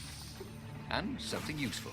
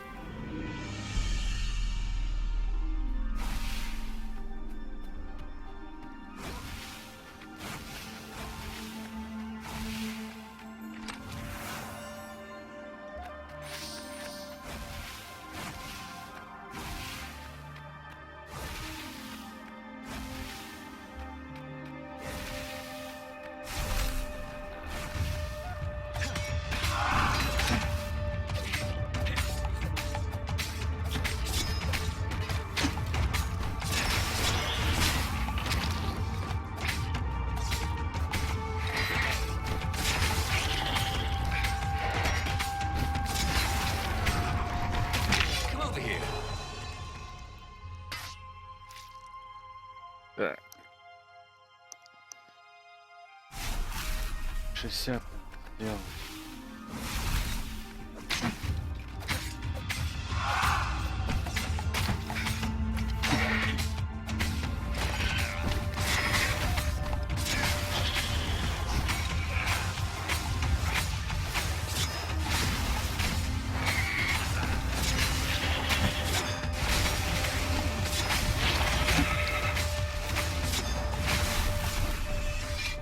Ravens were landing everywhere from dropships.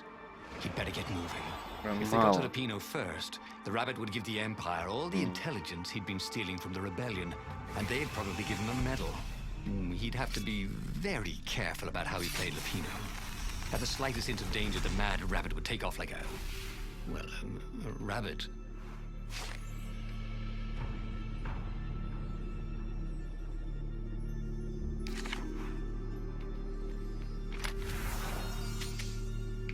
There was blood on this one, so it hadn't saved its owner.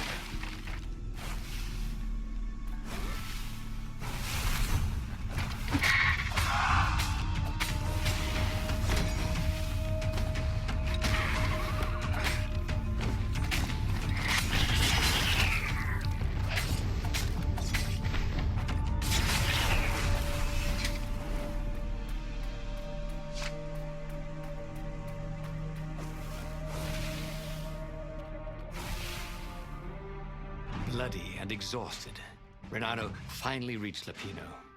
The rabbit was practicing shuffling his favorite deck. Oh, I am. The ravens are coming. Now, I've got a clever plan to kidnap Zenobia.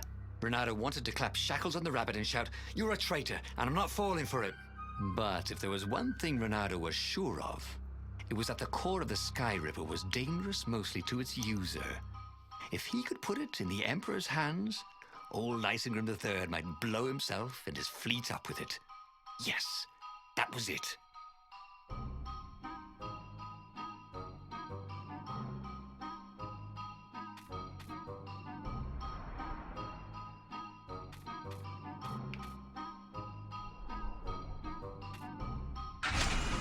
Renato felt like a real hero, brave and smart.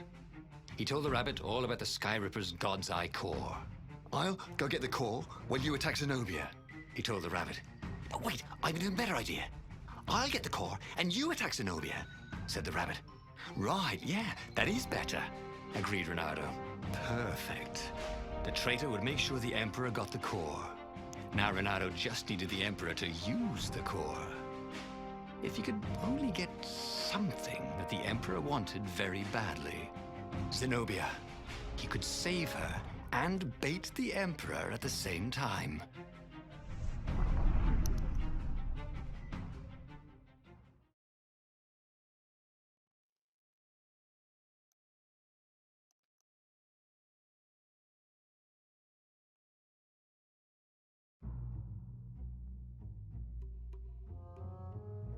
Right. Now, all Renato had to do was fight his way through Zenobia's invading troops, sneak onto her ship and into her bedroom, and kidnap her without any of her dozens of guards alerting her. Then, he would rely on her love for him to convince her how evil her father was, so she'd run away with him instead of going back to her father, who was going to blow himself up. It did sound a little risky. But Renato had a feeling it would work out somehow. It always did.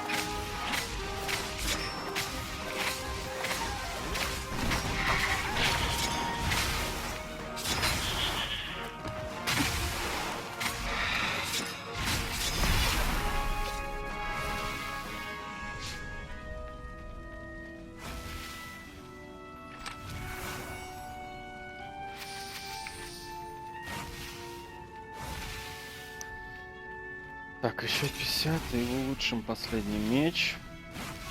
50 этих надо.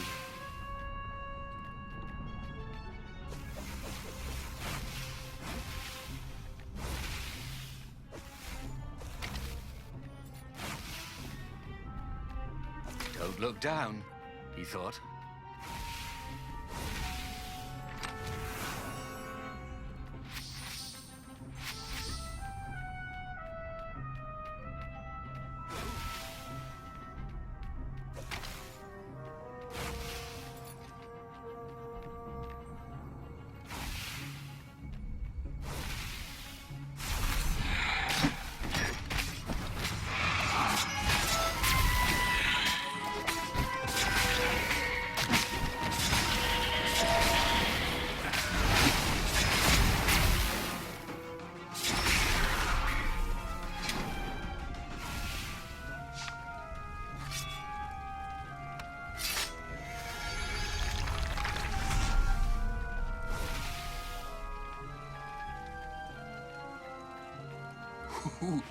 Ooh, a workbench.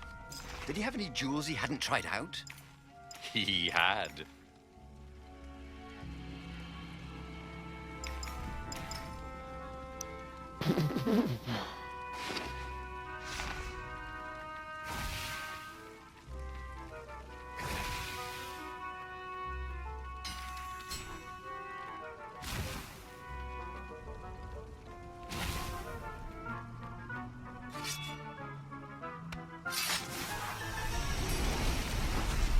Or I could go that way, he thought.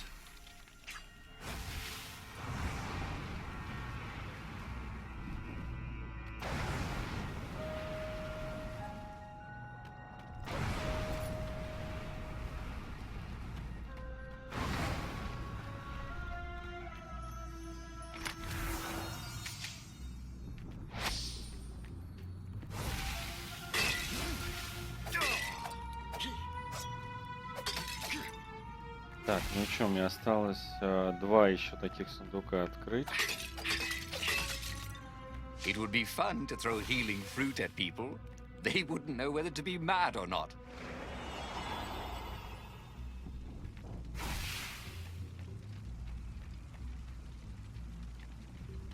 Так,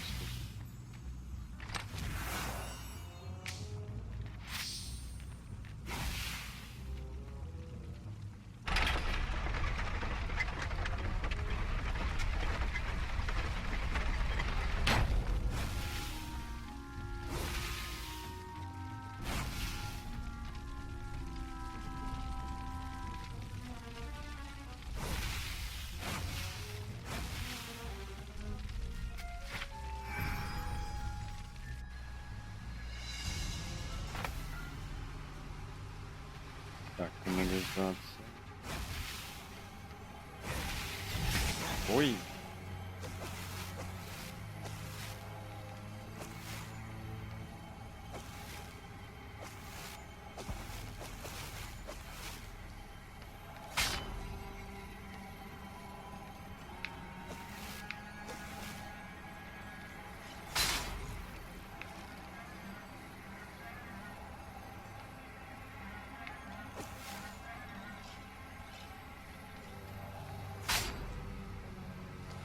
Boy, if looks could kill.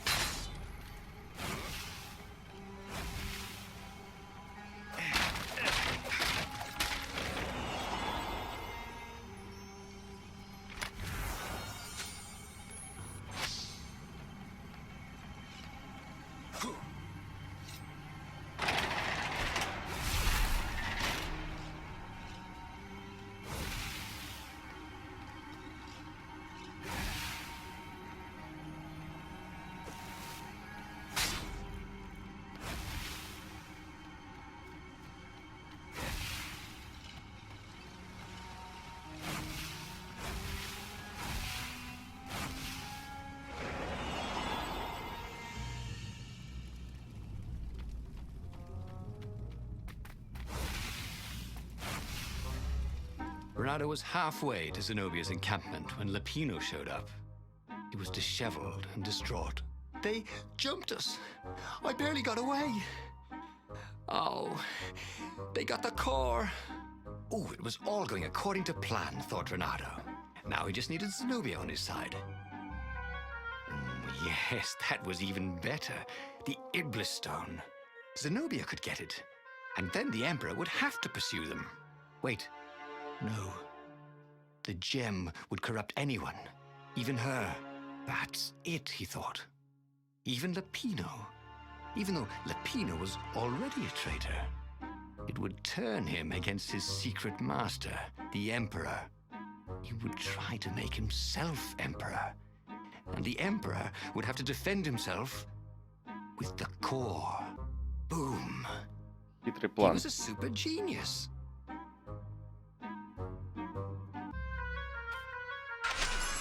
This is terrible, Bernardo told the rabbit. If only I had gone for the Iblis Stone. But now it's lost in enemy territory.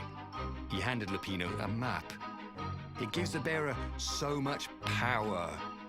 We can only hope the Emperor never finds it. What was that? Said Lupino. I think someone's following us. I didn't hear anything. Rabbit ears. You go on ahead. I'll check it out. And with that, Lupino hopped off with the map.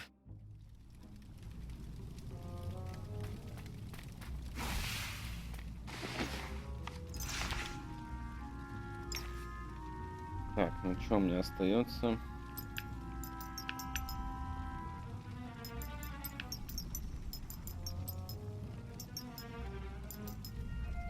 Скорость атаки.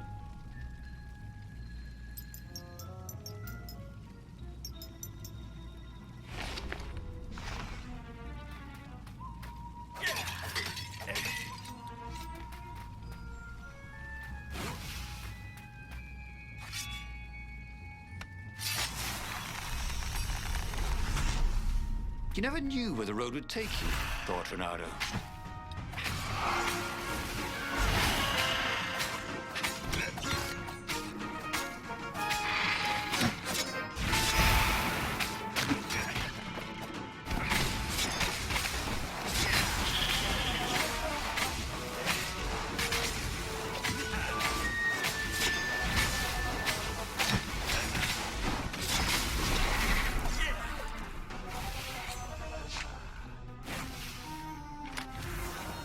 Once, Renato had opened a chest, and a jack-in-the-box jumped out.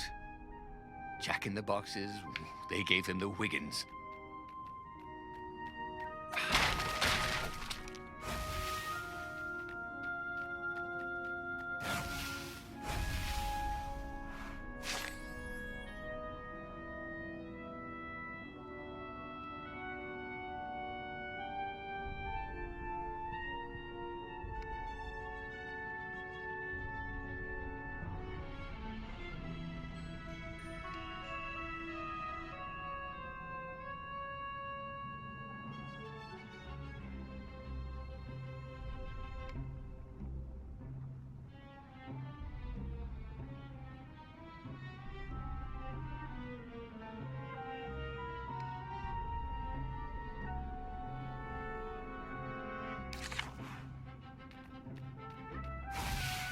Он хочет ее в жертву принести.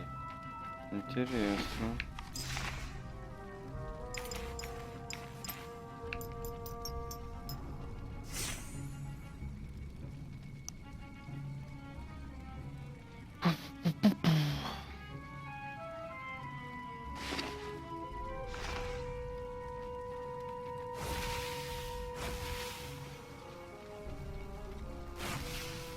Right, who wants to die first?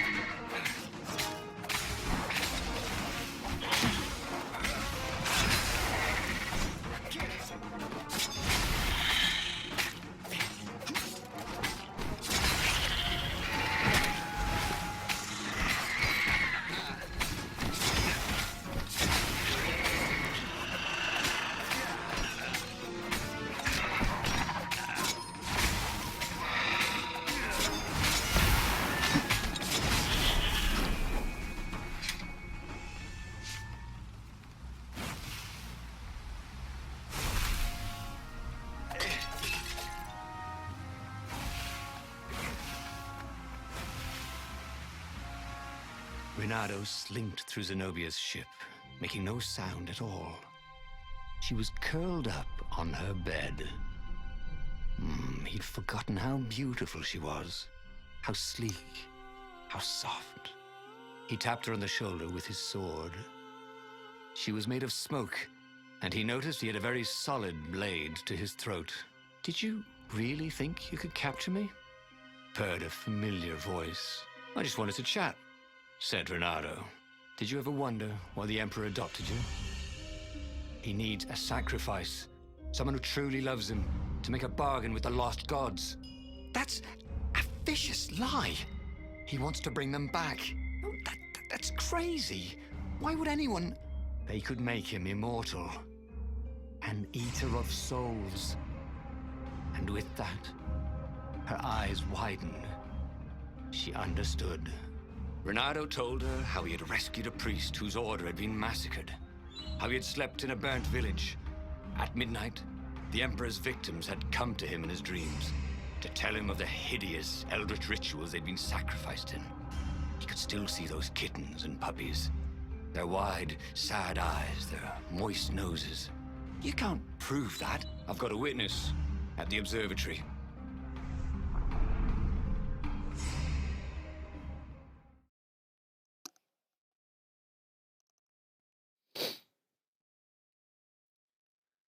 Так, а тут, получается, идет без выбора.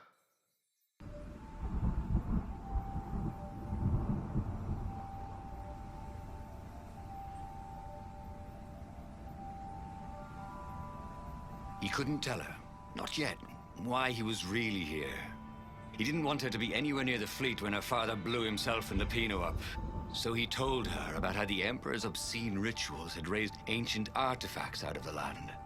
How he'd followed the appalling trail of the hideous horrors His Majesty had perpetrated for the sake of his own immortality. Any of this ring a bell? He said. He told me it was all lies. You've always known when I was lying. I always hated that about you, said Renato. The rebellion had started after atrocities that the Empire hushed up. Renato had rescued a priest whose order had been massacred for one book. He had slept in a burnt village. Dead kittens and puppies had come to tell him what the Emperor had done to them. Так, тут получается комбо. Настоящий герой, кружит до победы.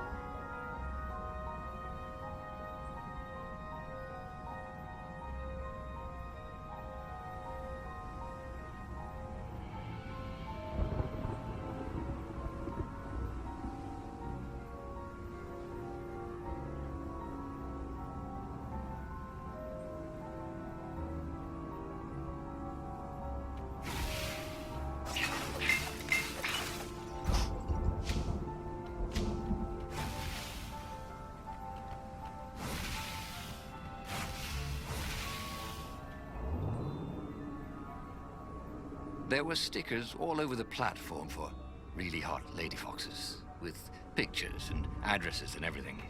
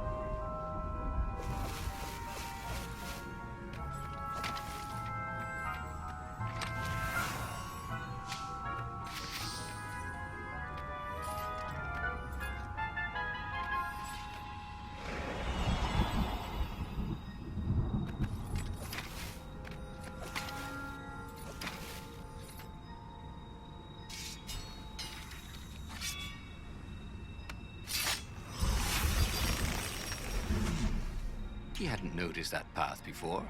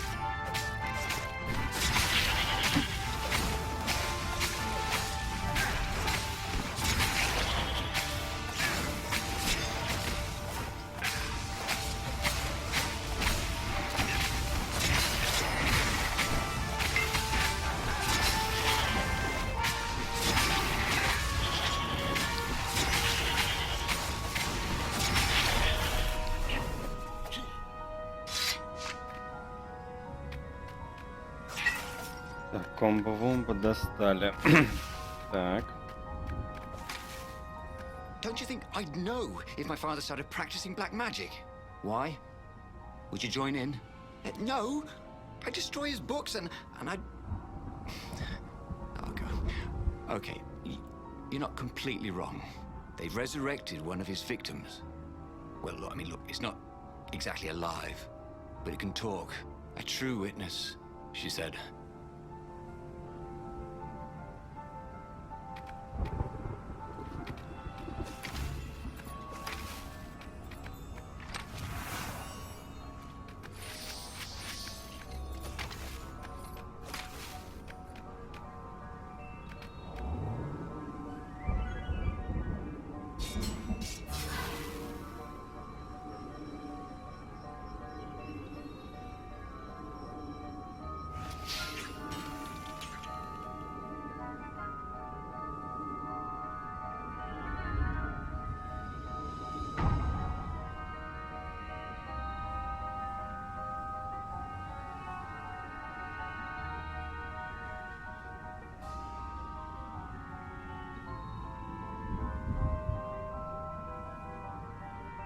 Используйте схватки все трюки из книги.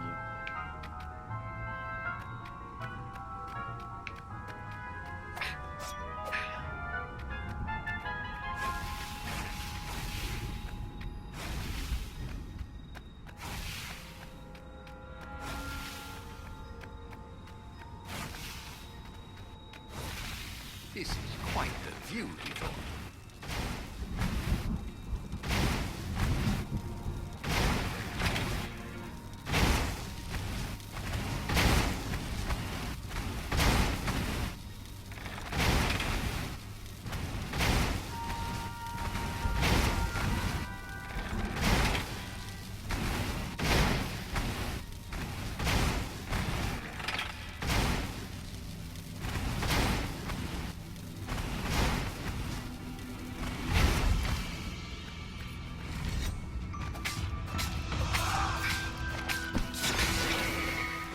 Whoa, personal space.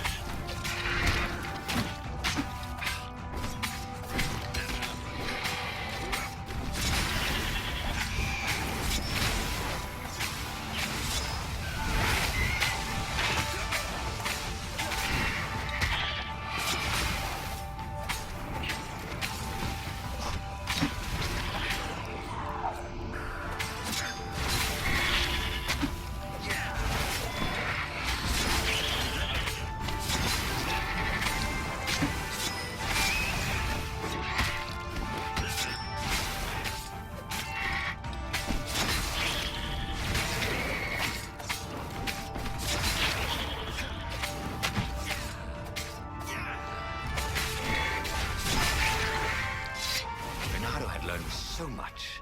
It was time to turn it into something he could use. Там написано в одной схватке. Используйте схватки все трюки из книги.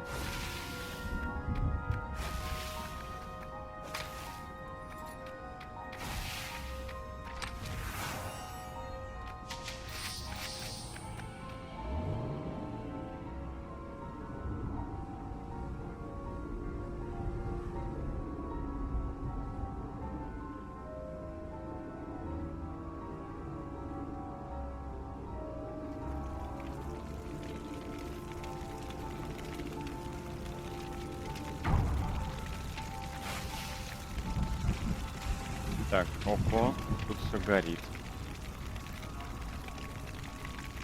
The observatory was a burning hulk. Dead scientists and black feathers everywhere. The Ravens had taken special care to burn the reanimated witness to cinders. Zenobia stared at the carnage. He didn't want me to hear the witness, did he? I guess not. What's your plan? She asked. So, Renato explained his brilliant gambit.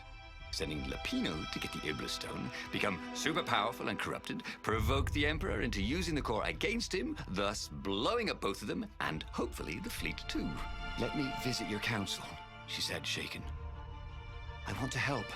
Could he really trust her?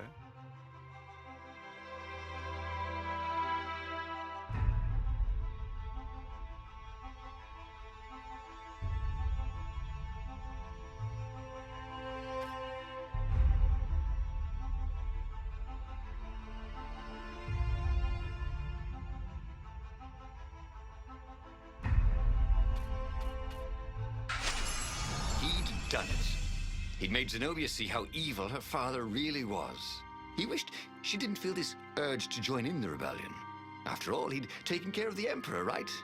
Yeah, but she'd always been conscientious like that. She told him she had to go somewhere first. So Renato gave her the location of the secret base, and they agreed to meet in the ruins. He had a very good feeling about this.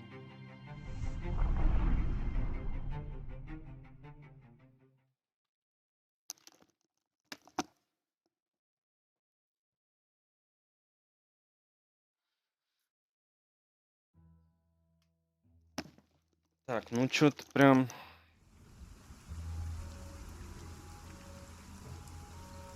What had Zenobia gone off to do? What was more important than meeting the rebel council? Had he made a mistake, sending her to the ruins? No. He knew they could trust each other. He could trust her because she never broke her word. And she could trust him because she could see right through him. Well, she'd probably be there well before him. She at least didn't have to fight her way through rainstorms of ravens.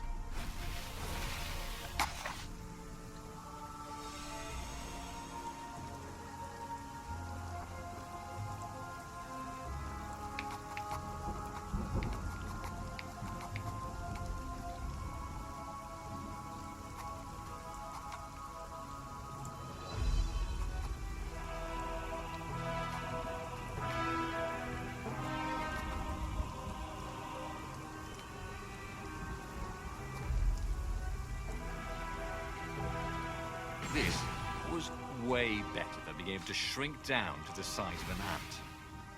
What was that all about, anyway?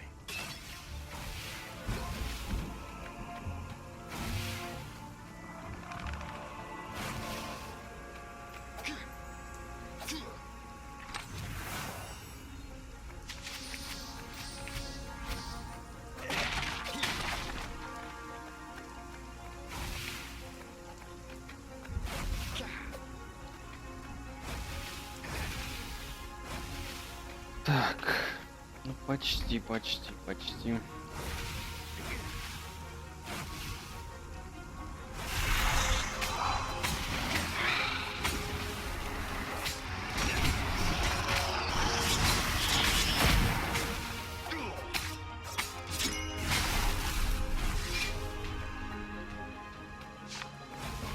thought about Hypatia. Oh, she'd been an amazing rabbit. She could talk to him about comics, and talk to her son about history and battles, and talk to scholars about the ancient tomes hidden deep in the vaults of the library of Rubar. Oh, Renato really missed her.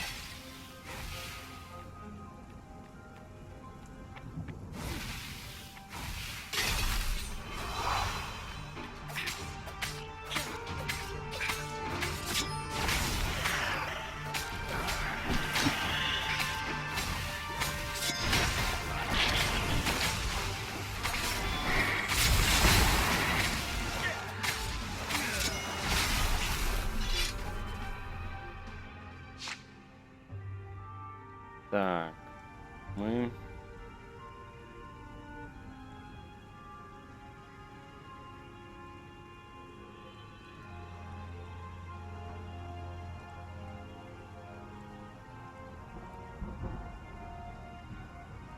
Так, уже 29. Что у нас осталось-то? Так, забота, если будете сразу после улучшения книги, пройдите уровень до конца, не получив урона. Это на самом первом уровне надо пробовать, да. Настоящий герой, не знаю чего. окружись до победы. Путит весело, но не слишком. Эпические сундуки. Это... Нижний червь. Множество, который книга может вам сообщить.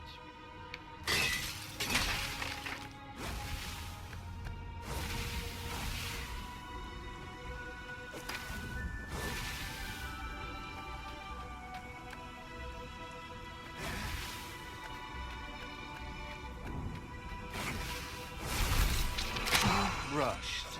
Oh.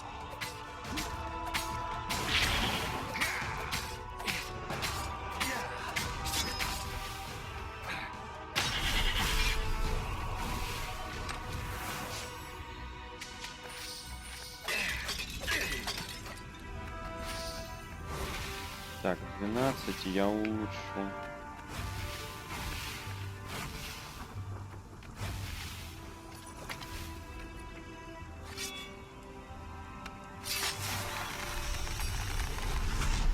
What's behind?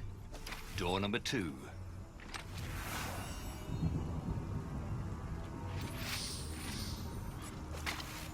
Так, еще 5.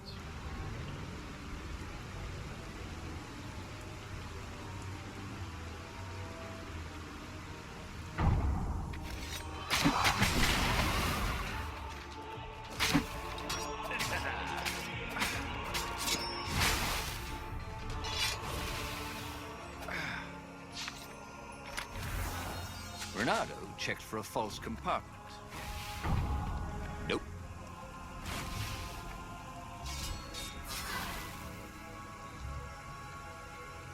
Так, ну вообще.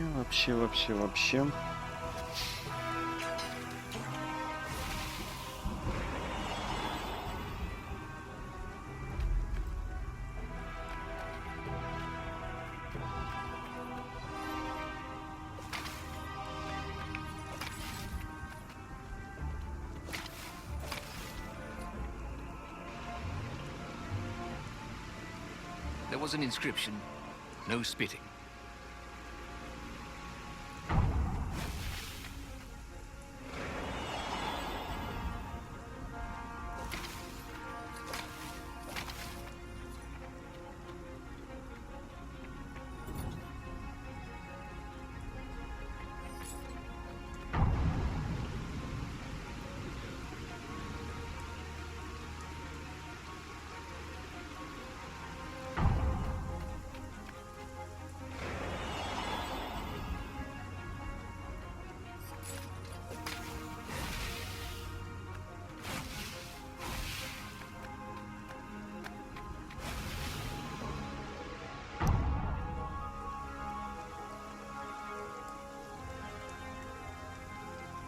You couldn't hack this kind of firewall.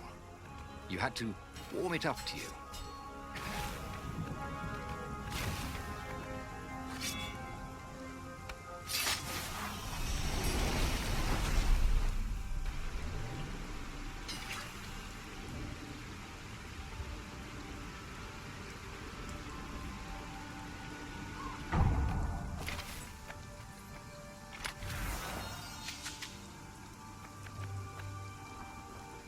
Сколько там вообще сундуков этих, значит, надо открыть?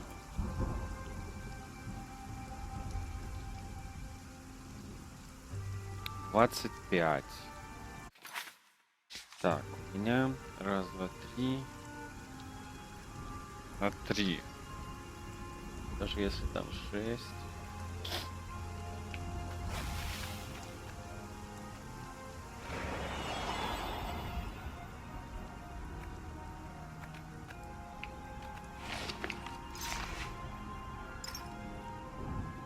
Раз, два, три, 4, 5, 6, 7.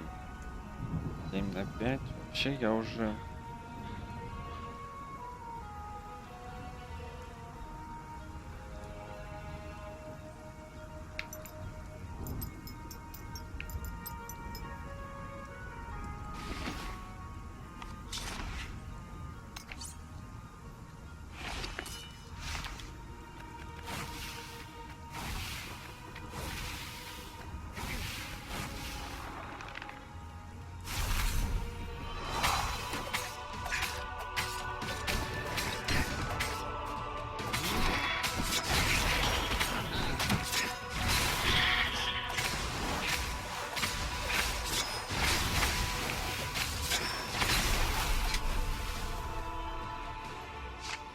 As he came around the bend, there was Lupino, unconscious on the side of the path.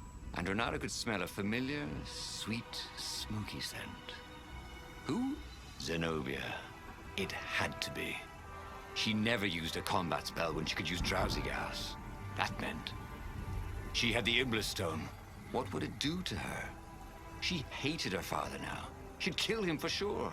The council wouldn't mind if she killed the Emperor, but murdering her father would destroy her. He had to get to whatever ledge she was on and talk her down from it. Так, это сделаем. Так, у меня осталось 7.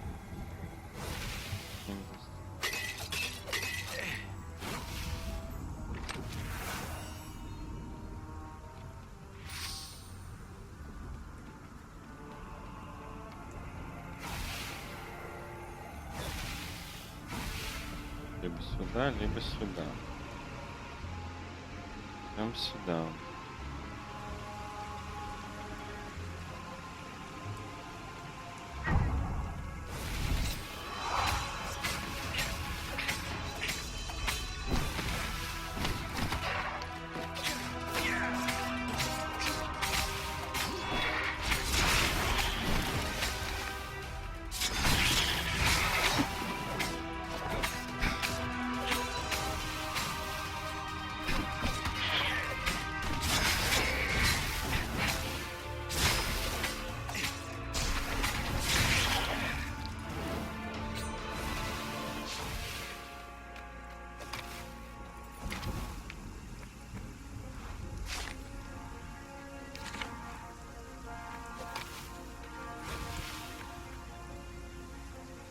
Блин, мне надо было туда идти.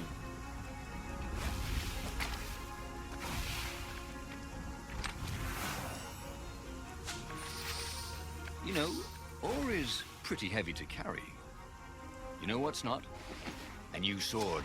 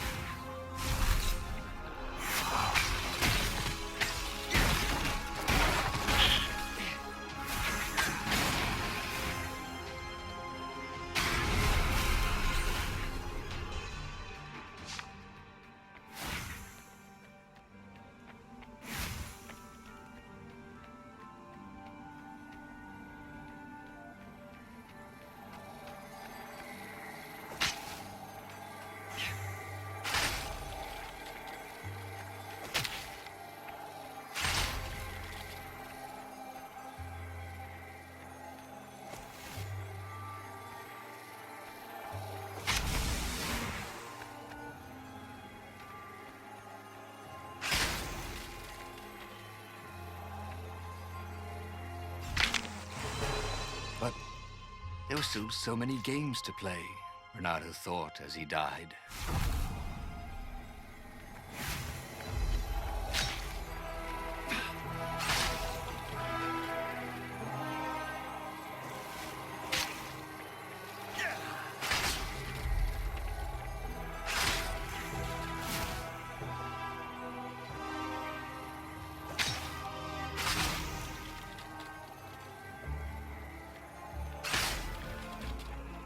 Sleep tight, thought Renato.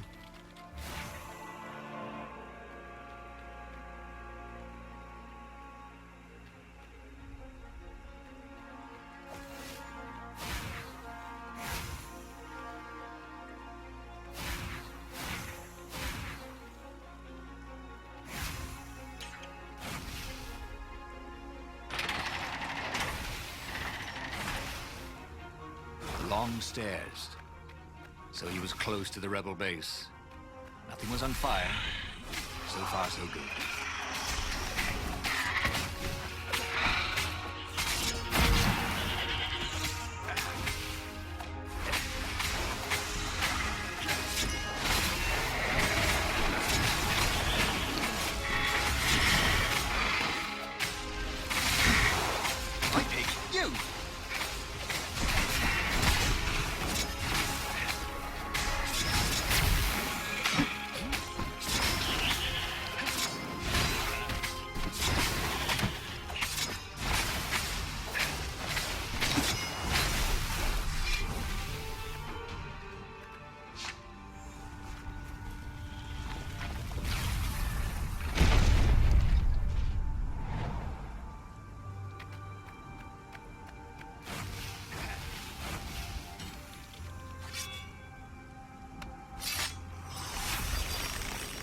The new pathway made Renato curious.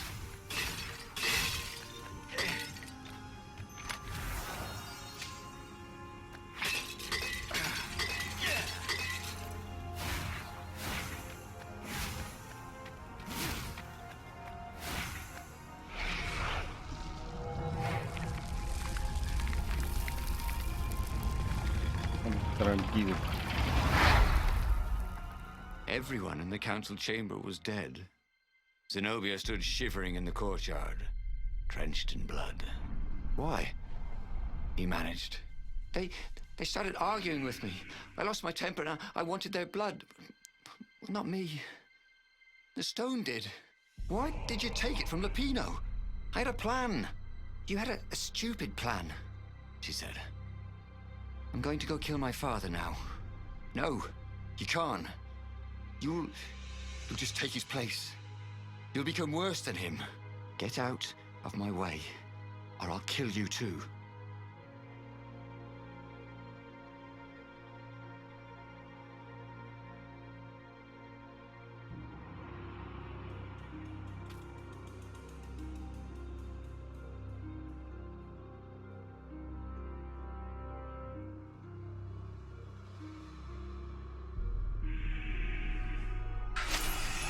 You won't kill me, he said. And I won't let you kill the Emperor. Enraged, she raised the sword. You hate him too? He could sense the Iblastone, yearning for his death. But she didn't strike. If you kill him, it'll destroy you. I know you. Shut up! She shouted, her sword trembling. I won't lose you again. Not for anything. Get away from me, he said, and he was very close. I can't lose you again. And he was in reach of her sword now. I hate him! I hate you too! I love you, he said for the very first time. And then she was weeping. He was holding her. The sword had dropped from her hand. He glanced at the Iblastone. It was no longer the black of the void. It looked like coal. No. It glowed, like a cinder. It was crackling, burning, crumbling into ashes. You've always loved me, haven't you? She said. She was weak. The stone had taken so much from her. Always, he said. She staggered as he helped her up. Let me take you away. Where? The island of Avalon. The sisters will heal you. He'll follow us. Then we need the Farfarer, the fastest ship in the Empire.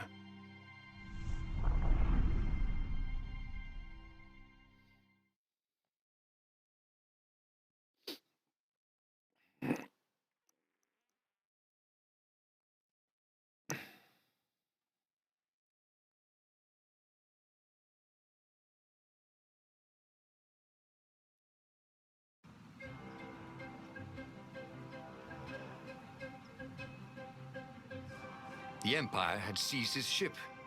They'd have to take it back.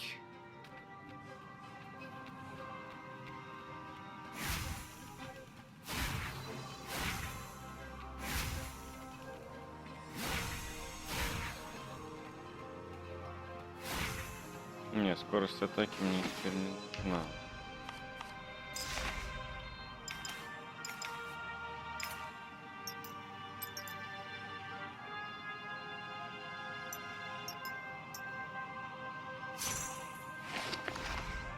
Урон.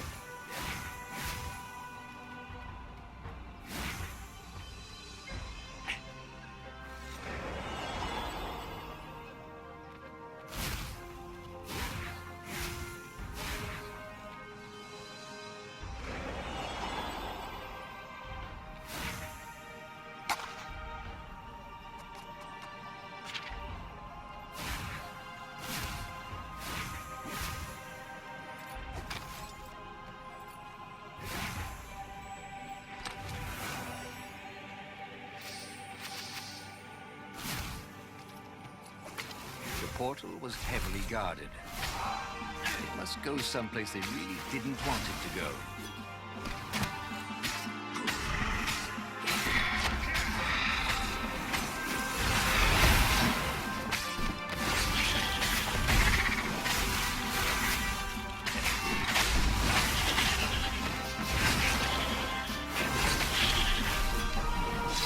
Zenobia was in no shape to fight. But he never fought so well. He wasn't fighting for money or loot or a cause. He was fighting for her. For them.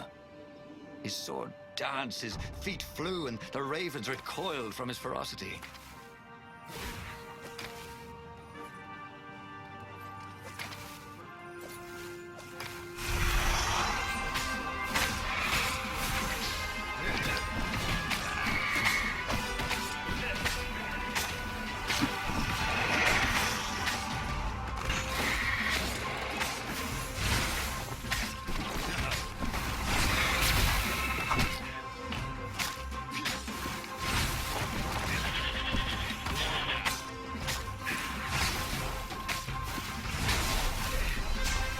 Mother never let him wave his sword around at home. He guessed he was still compensating for that.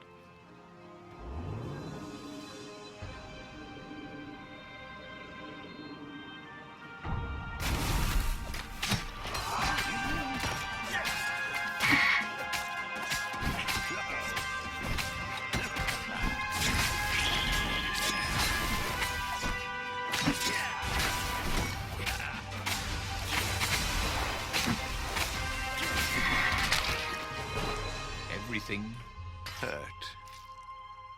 And then it didn't.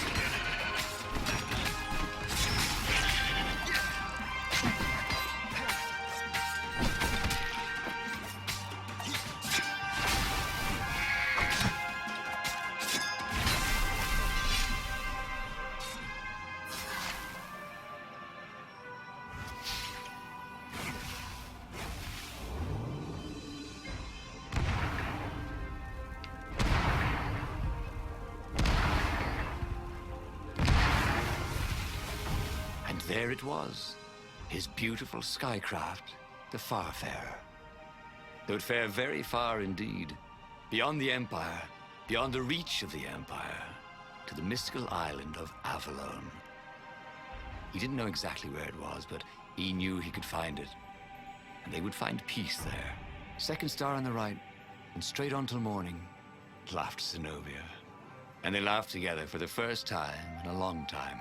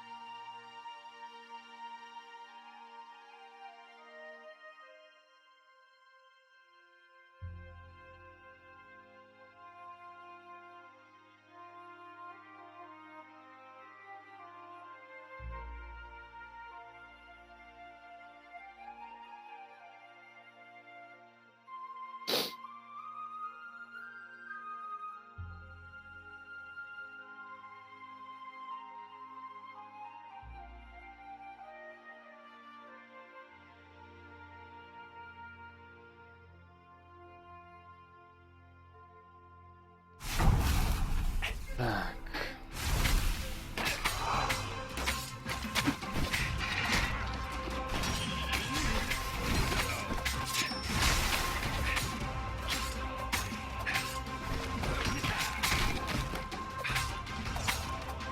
Here, fishy!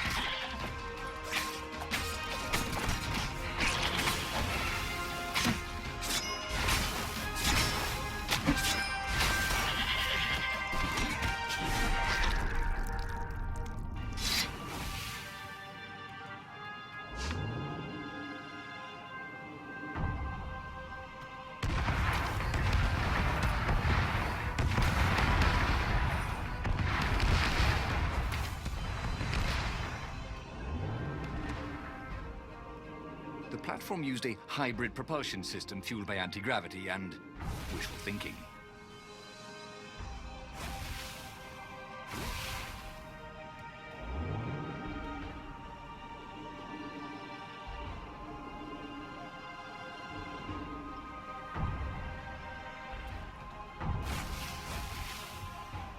О.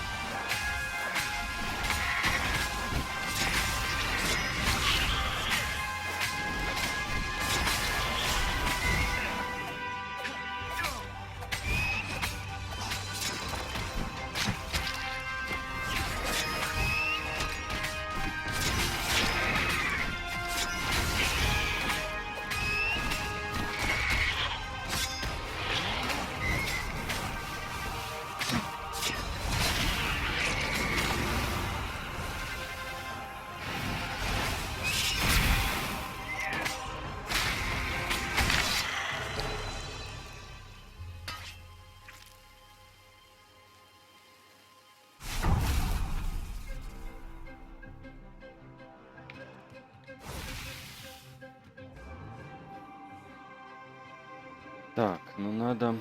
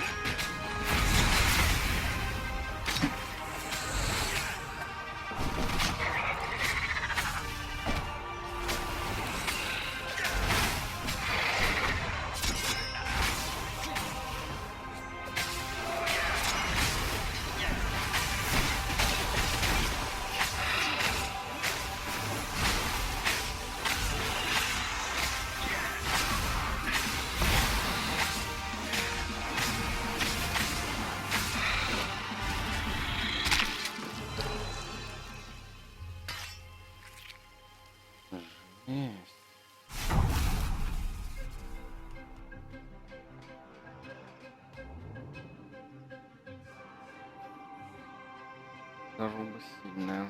Так, ладно.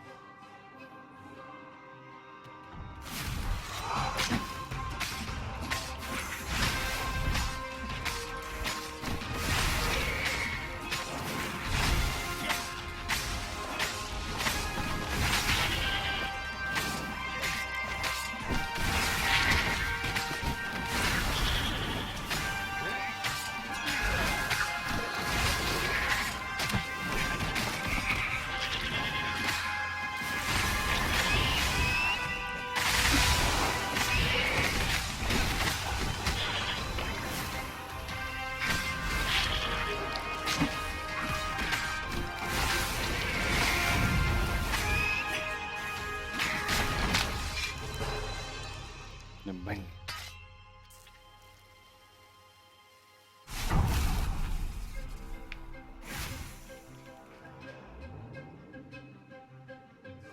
There was an inscription. Praise the sun.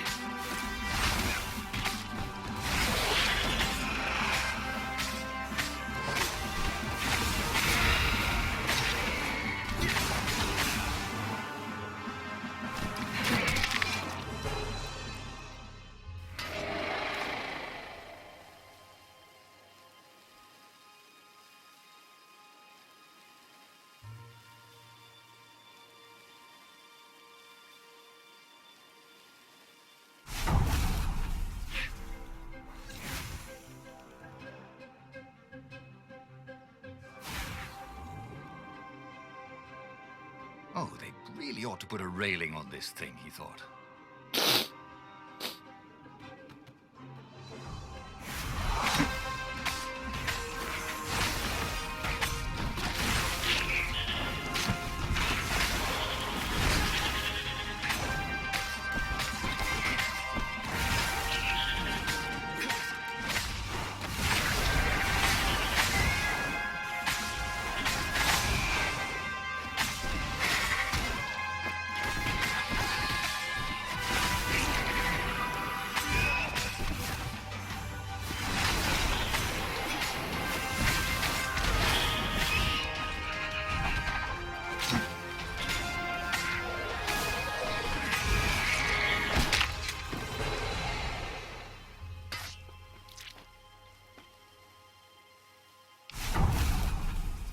Я думал, да, легкая.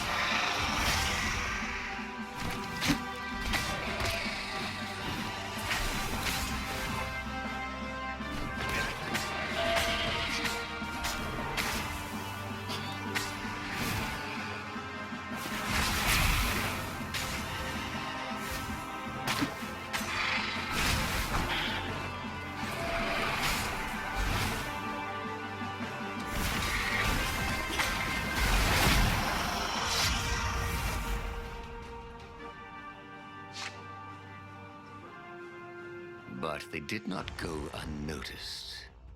Scout ships lifted off, and the long lance of the Imperial flagship. Bernardo turned downwind to gain speed. The Raven ships could pursue, but they couldn't close. The Far Speaker croaked, "You return her and live!" "Go sacrifice yourself," yelled Bernardo. "Then you won't have her either." On the flagship, the Emperor was readying some arcane weapon. It couldn't be. It was the core. A devastating beam lanced out of the flagship. Bernardo zigzagged wildly to keep the Farfare out of it. Now the Raven scout ships were closing the distance, and the beam was getting closer too. Then came a blinding flash, and the air was searingly hot all around him. There was a thunderous, deafening roar. He could smell burnt oak and burnt feathers and burnt flesh. But when he could hear and see again, they were alive and unhurt. And they were alone in the sky. Zenobia embraced him. They had done it. Through luck and through love, they had won the war. "Avalon, here we come," he said as he held her arms wide in the prow of the boat and let her feel its speed. "Maybe the real Avalon is wherever we're together," she said. And so, after a bit of an argument, Bernardo and Zenobia went to one of the two Avalons. The one shrouded in mists, or the one in their hearts. But which one they went to, I'll never tell. He'd done it. He'd forged his own destiny. Well, he hadn't actually done it, but he knew what he would do. Renato smiled at the book. He practically wanted to kiss it. The kid's sacrifice hadn't been in vain. He'd saved the book and saved the world. Renato owed him and his mother so much. Renato lowered the mainsail and let the Farfarer shoot forward in the breeze. Second star to the right, and straight on till morning. This time, he would win.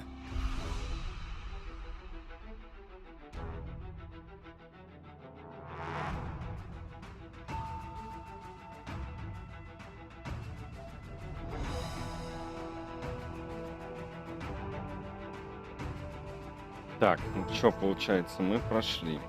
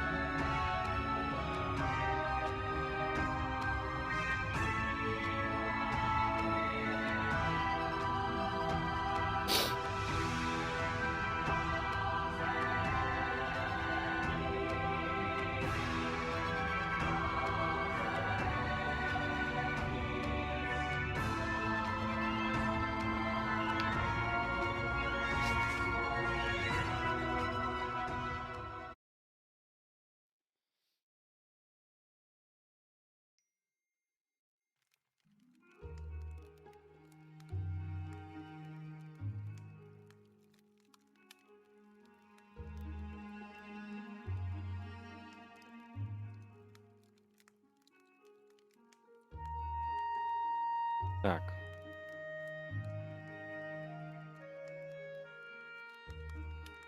Мгм.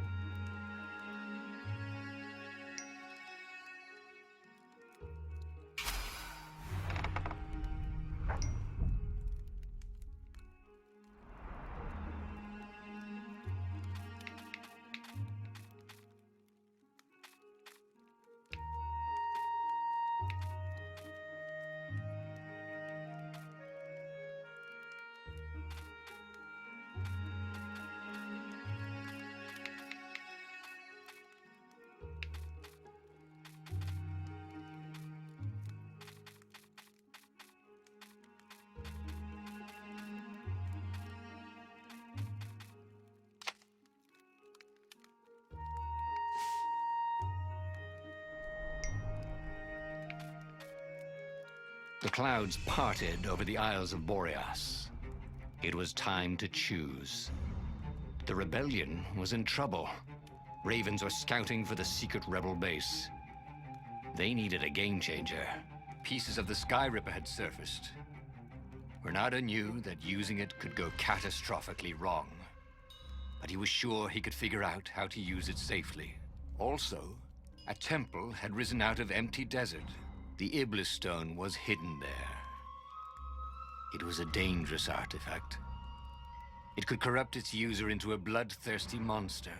Maybe he could find a way to use it, to take its power without surrendering to its wickedness. And also, his old friend Lapino needed rescuing. Of course, Renato had a pretty strong suspicion that Lapino had betrayed the rebellion, and he had a gut feeling that he needed to use that to his advantage.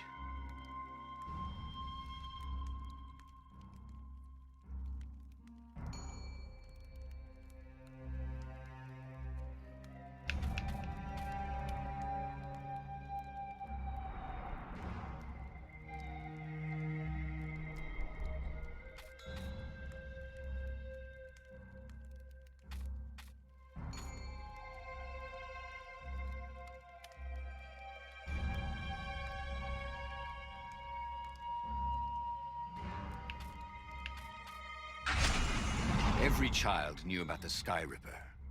The Transcendent Emperor.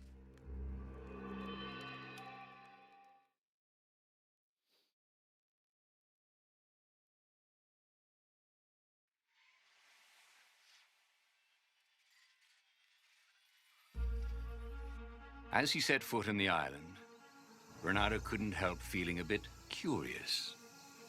Was Lupino still waiting to be rescued? No. He was probably drinking champagne with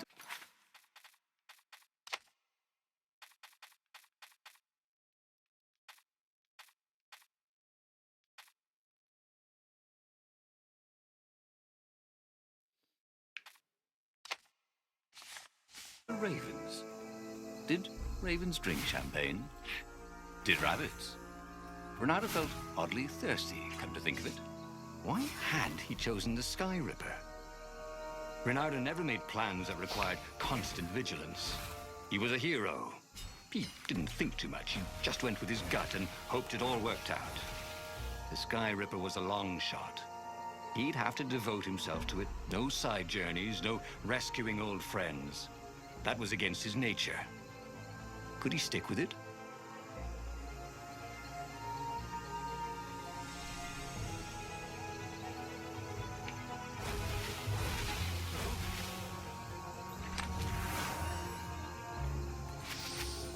That's my order, thought Bernardo. He was such a wit.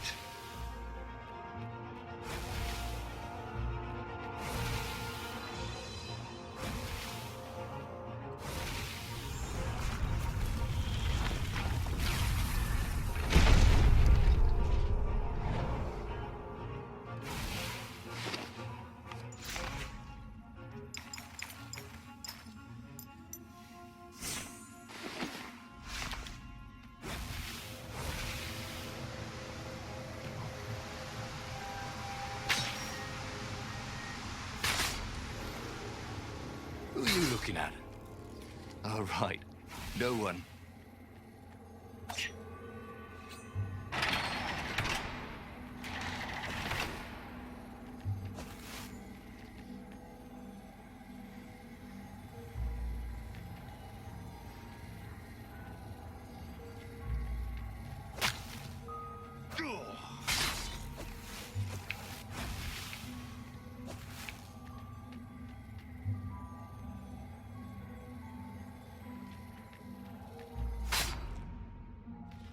The people who had built this castle, did they even know what monstrous weapon lay hidden within their walls?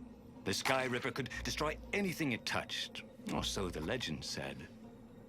As the Transcendent Emperor had fought the lost gods, thousands of thousands had died. But Bernardo had been through wars. The only merciful war was a short one.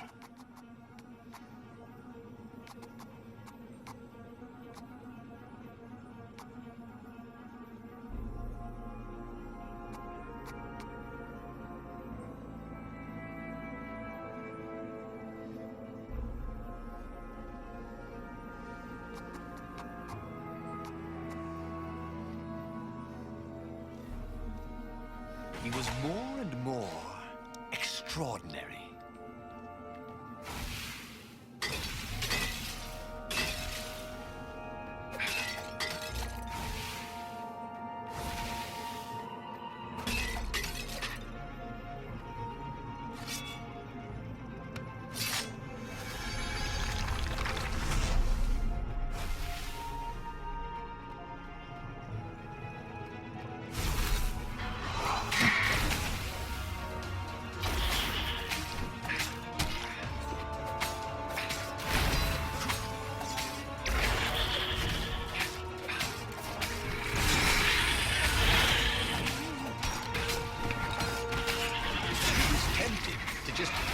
On the device and let it do all the killing for him.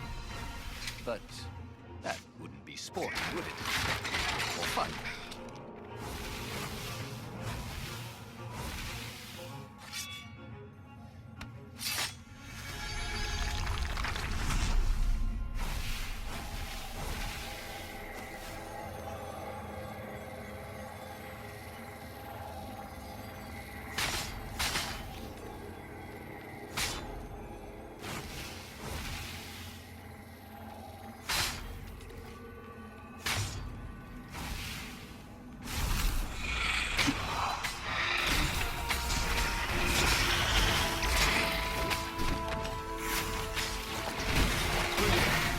Lovely.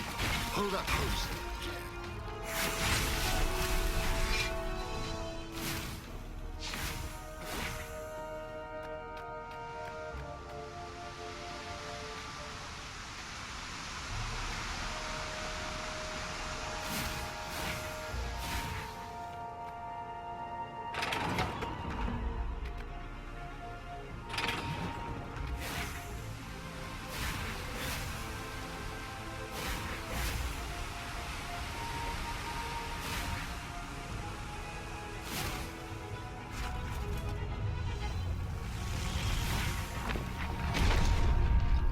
There it was.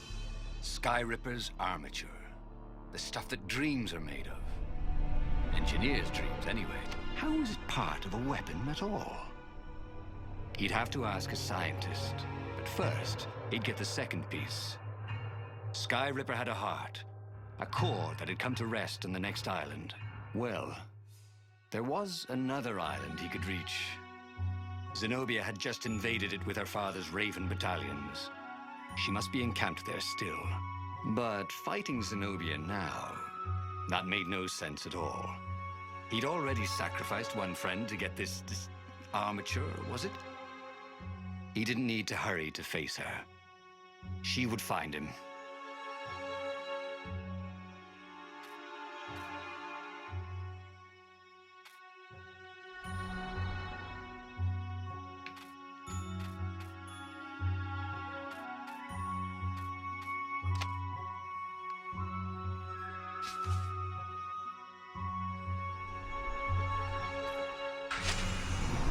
Asked himself why he changed course to confront Zenobia.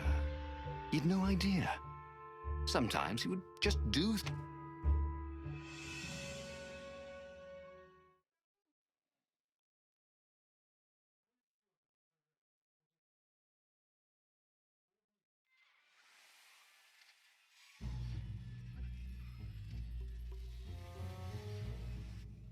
The truth is, though, he wanted to see her, wasn't it? It had been a dozen years since Swordfu School.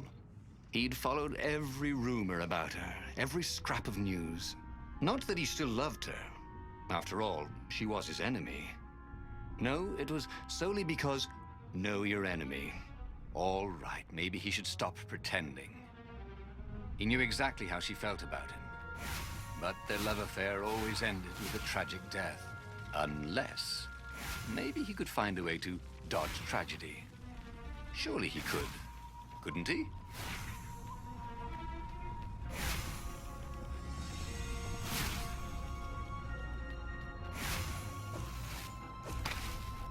The city was burning, and there was no one to put out the fires.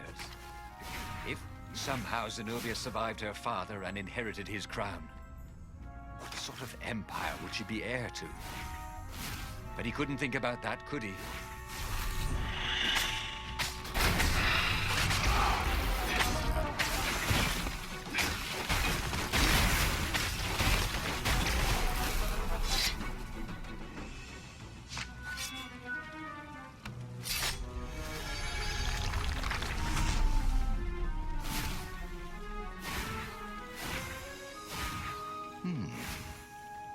Hero wall, hero sword, firewall, fire extinguisher.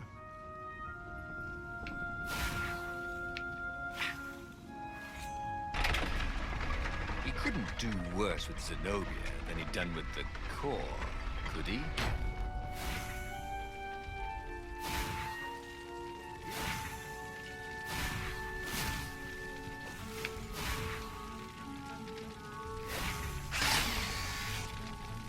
These things really slice like ham.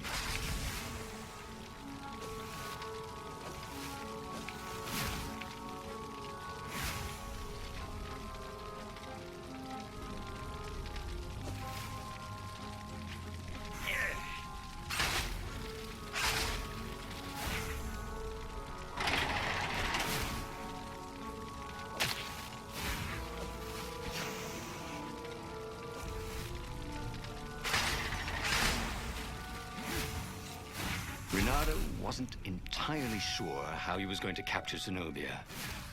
she'd be expecting him. And he didn't have Lapino to cook up a clever plan. Why was it again that he hadn't got the core? Maybe because the results tended to be disastrous. These streets were familiar. The Swordfu School was closed now, but he had been down that street 1,000 times. He knew that pub. He knew that alley. He knew the alley behind it much too well. No wonder Zenobia had chosen to invade this island. Renato slinked through Zenobia's ship, making no sound at all. Where were her guards?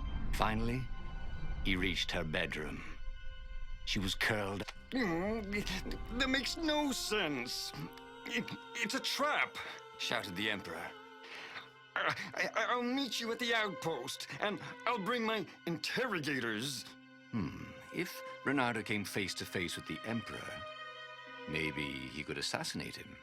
But maybe it would be smarter and safer to turn Zenobia against her father.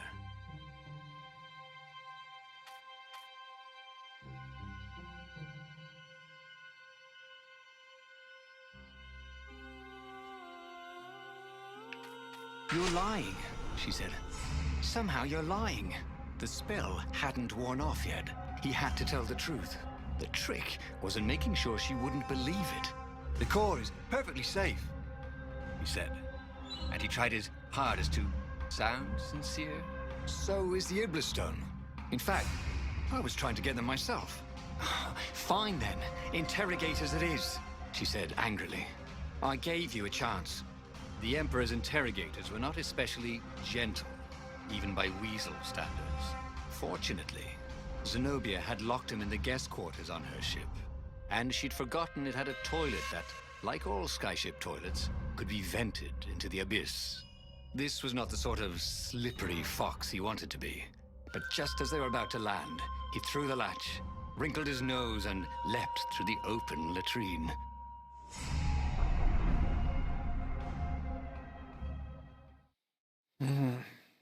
Так, ну эти истории прям...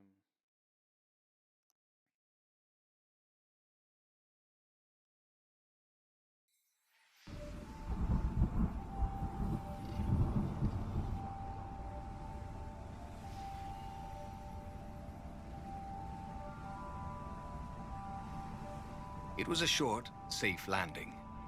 At least this part of the Nexus hadn't changed too much. Zenobia had been taking him to the Imperial outpost.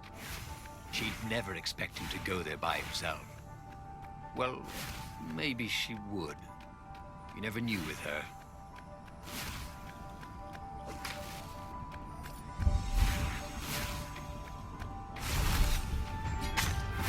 Wow!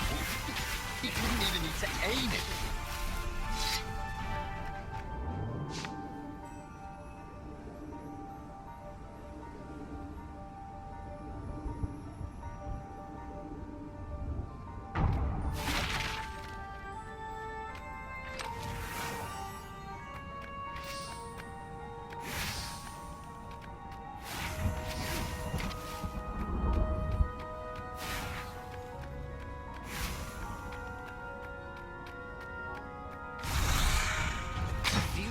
Close to you.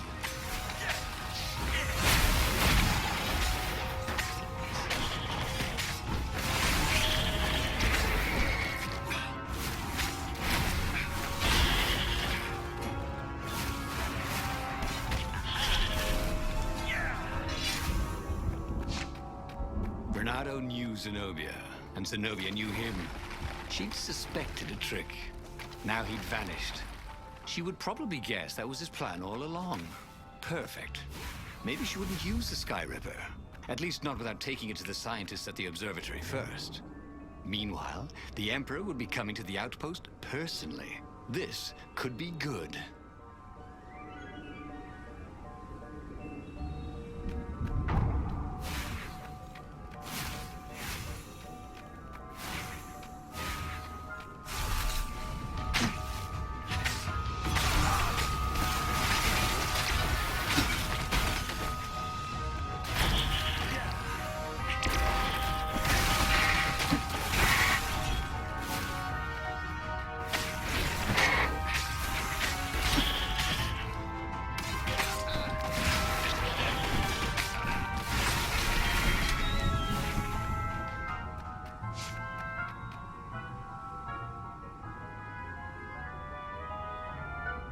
Renato was face to face with the Emperor's bodyguard. They looked very tough, but the Emperor held them back. Oh, where's my daughter? And how would I know that? Renato grinned at him. She lured me here so that you could kill me, didn't she? Ah, don't be ridiculous, said Renato, trying his best to sound convincing. She loves you. Oh, I knew it. The rabbit told me I couldn't trust her. The Emperor hopped out the door. His phalanx of bodyguards retreated carefully. Renato heard someone call, "Arrest her!" as they left. Well, that's a job well done, thought Renato. Now the fleet will be in all sorts of disarray. But maybe he could find her in the mountains. She always used to go to the mountains to hide from the world. Maybe he could even turn her against her father. Or maybe he could reap the benefits of the chaos he had sown. It was time to report to the Rebel Council, and then launch the attack on a divided and very confused Imperial fleet.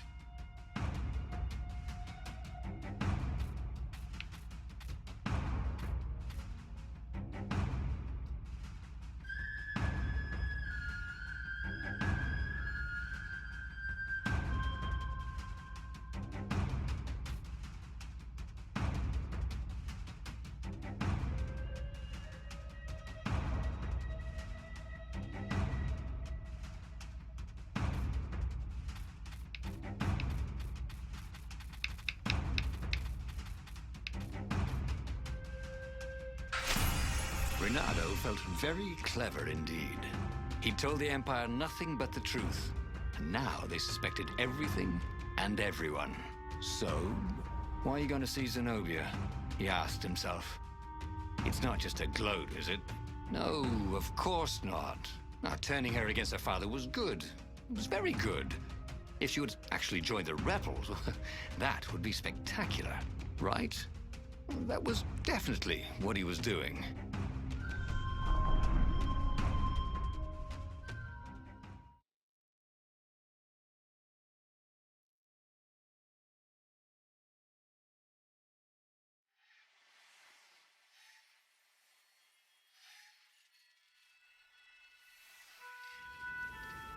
He wondered if he should have just told her the truth about her father. The Emperor had adopted her from a stray. That was the source of all her loyalty. But even then, he'd been dreaming of a bargain with the lost gods. They alone could make him immortal. The Emperor would have to seal that bargain with the life of someone who truly loved him. And who else truly loved the Emperor? But how could Renato tell her that now? Why would she ever believe him?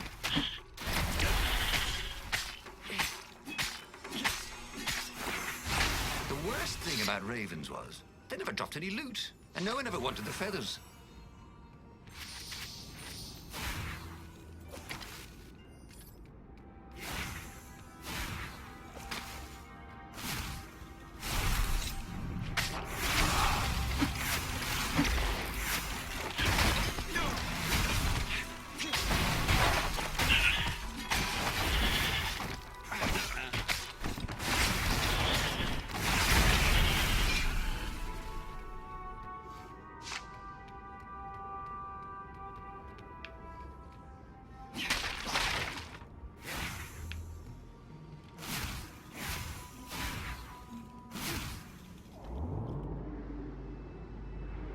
This was much easier than free climbing.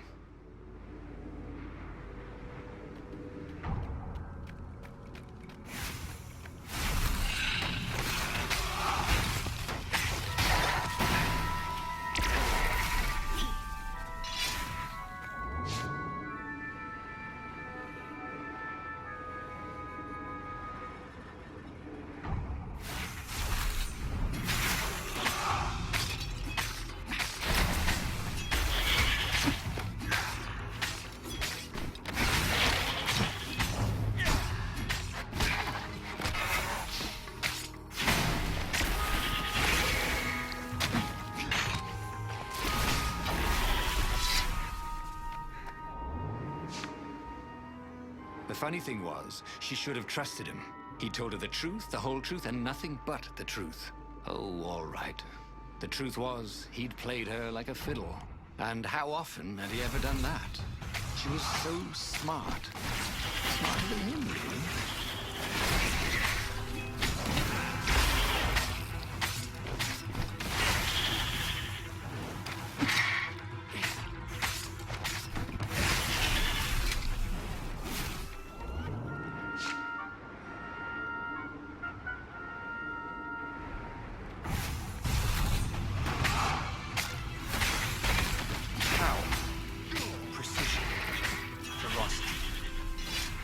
Device was a woman, he'd buy it a drink.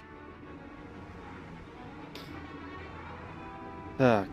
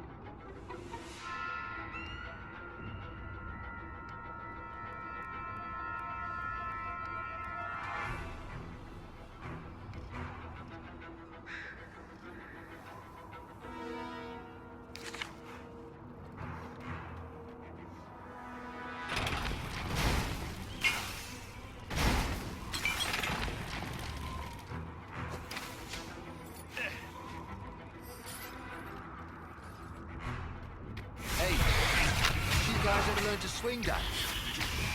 Oh, well, too late.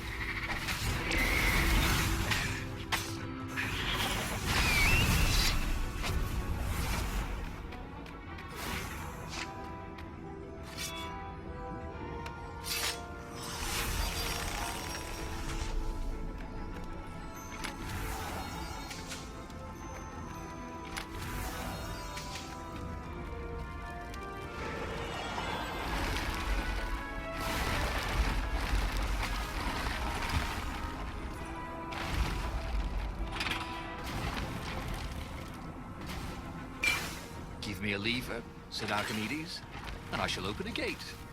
Renato had given away the location of the secret base. Fortunately, the Emperor thought it was all a trap. He even mistrusted his own daughter. Renato couldn't have done better if he'd planned it.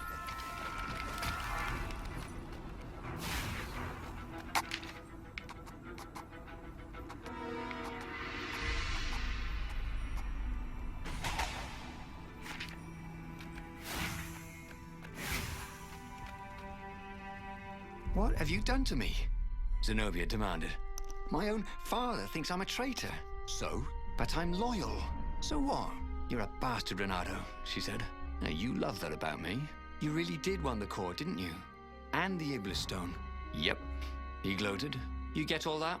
She said to the far speaker toad he'd failed to spot. I am so relieved, my daughter, said the far speaker. And Zenobia got into her ship and flew off. Damn it. The old far speaker trick. How had he missed it? This was very bad. Zenobia back in her father's good graces, and both of them ready to use the core and the Iblis stone. He got back on the Farfarer. Briefly, Renato thought of fleeing. The odds were surely against him. Never tell me the odds, he told himself. Odds confused him. He preferred to trust his gut. And so he sailed on to attack the fleet. Alone, if necessary.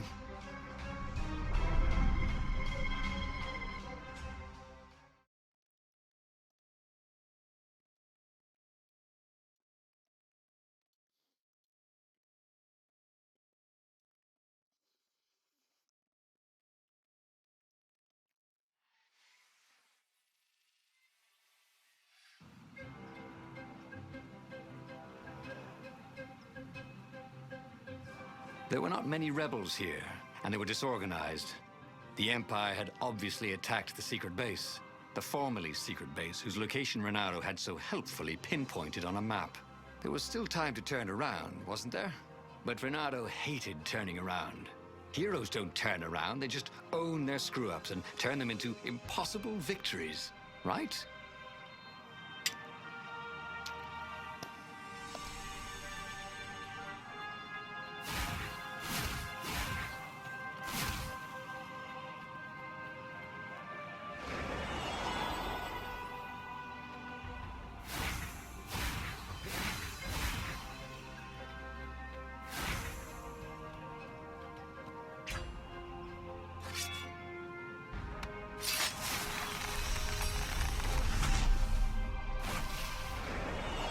Renato had a feeling that was the back door to something. But what?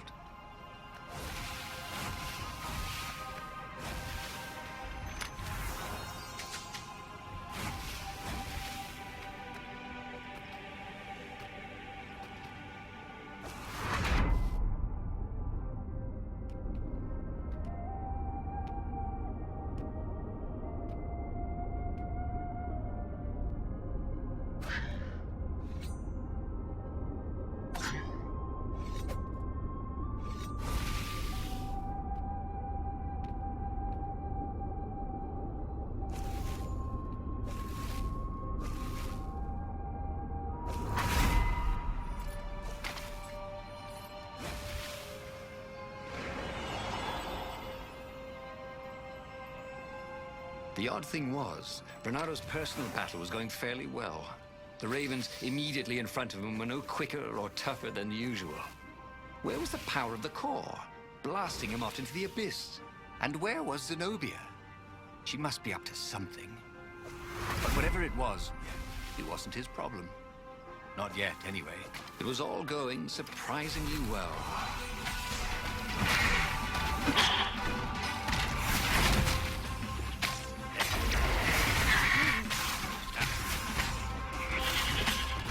Like having the world's deadliest bowman right by his side.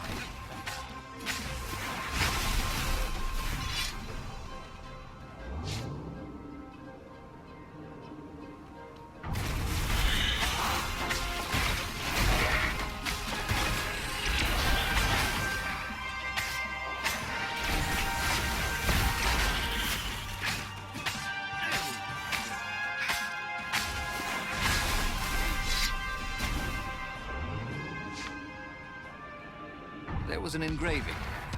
Maximum capacity, 130 people.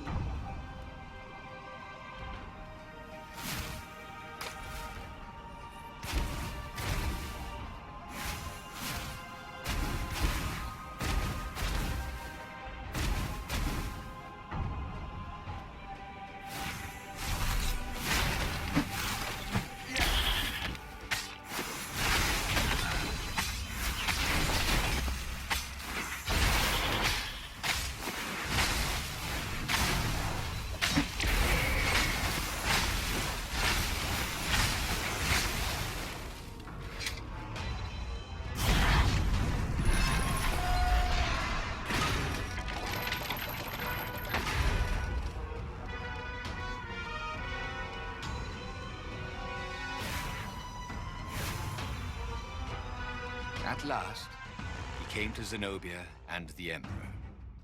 She was sealing up a kind of squat coffin, banded with lead, So glad you're here, croaked the Emperor. You will be witness to my final victory. That's creepy, Dad, said Zenobia. But thank you.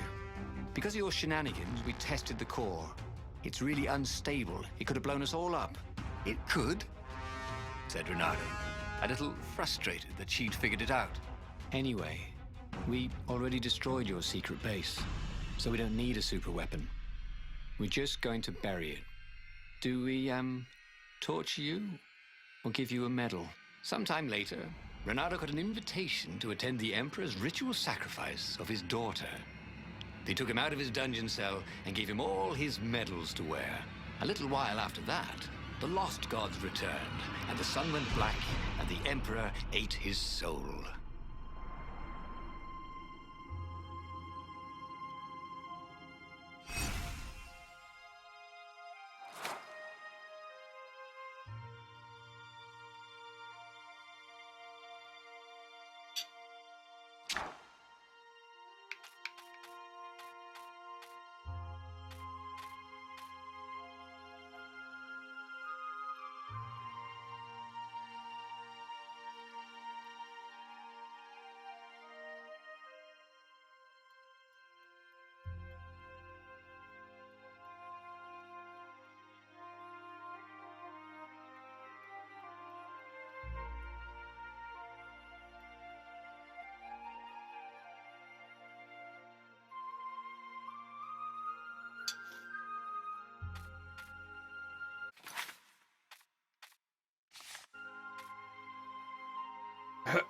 Так, ладно.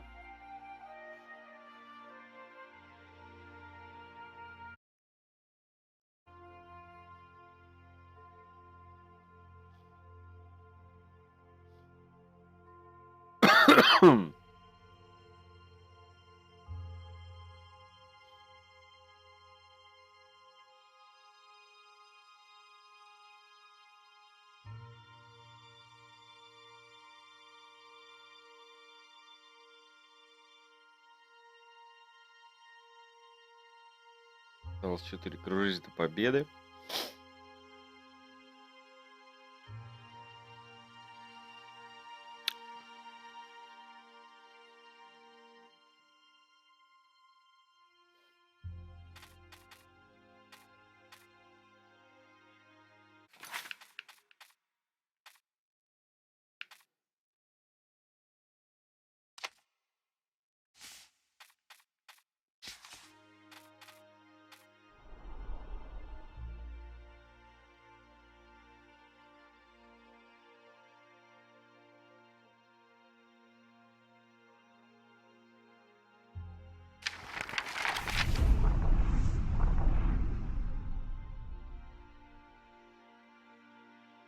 The clouds parted over the Isles of Boreas.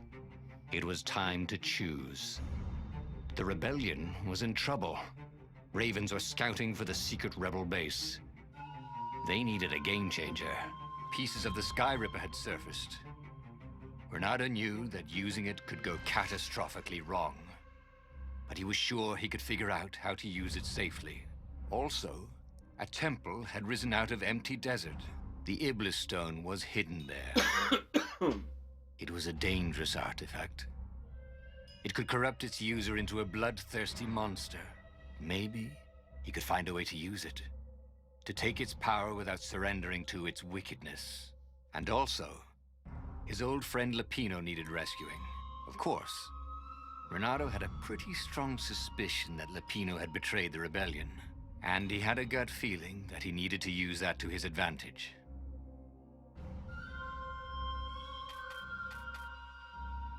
Renato finally realized that Lapino was a traitor to the cause, and maybe Renato could use that somehow.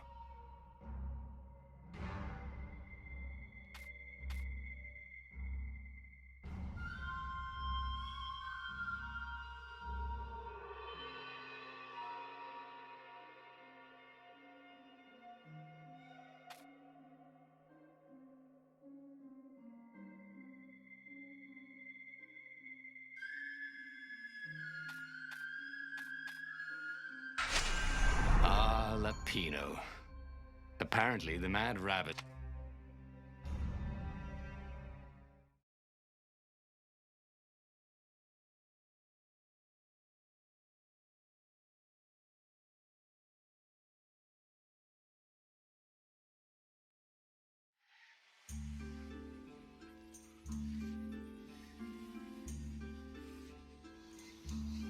Lapino had apparently managed to confuse the judge by arguing that he hadn't actually stolen a winged horse. He'd only sold it.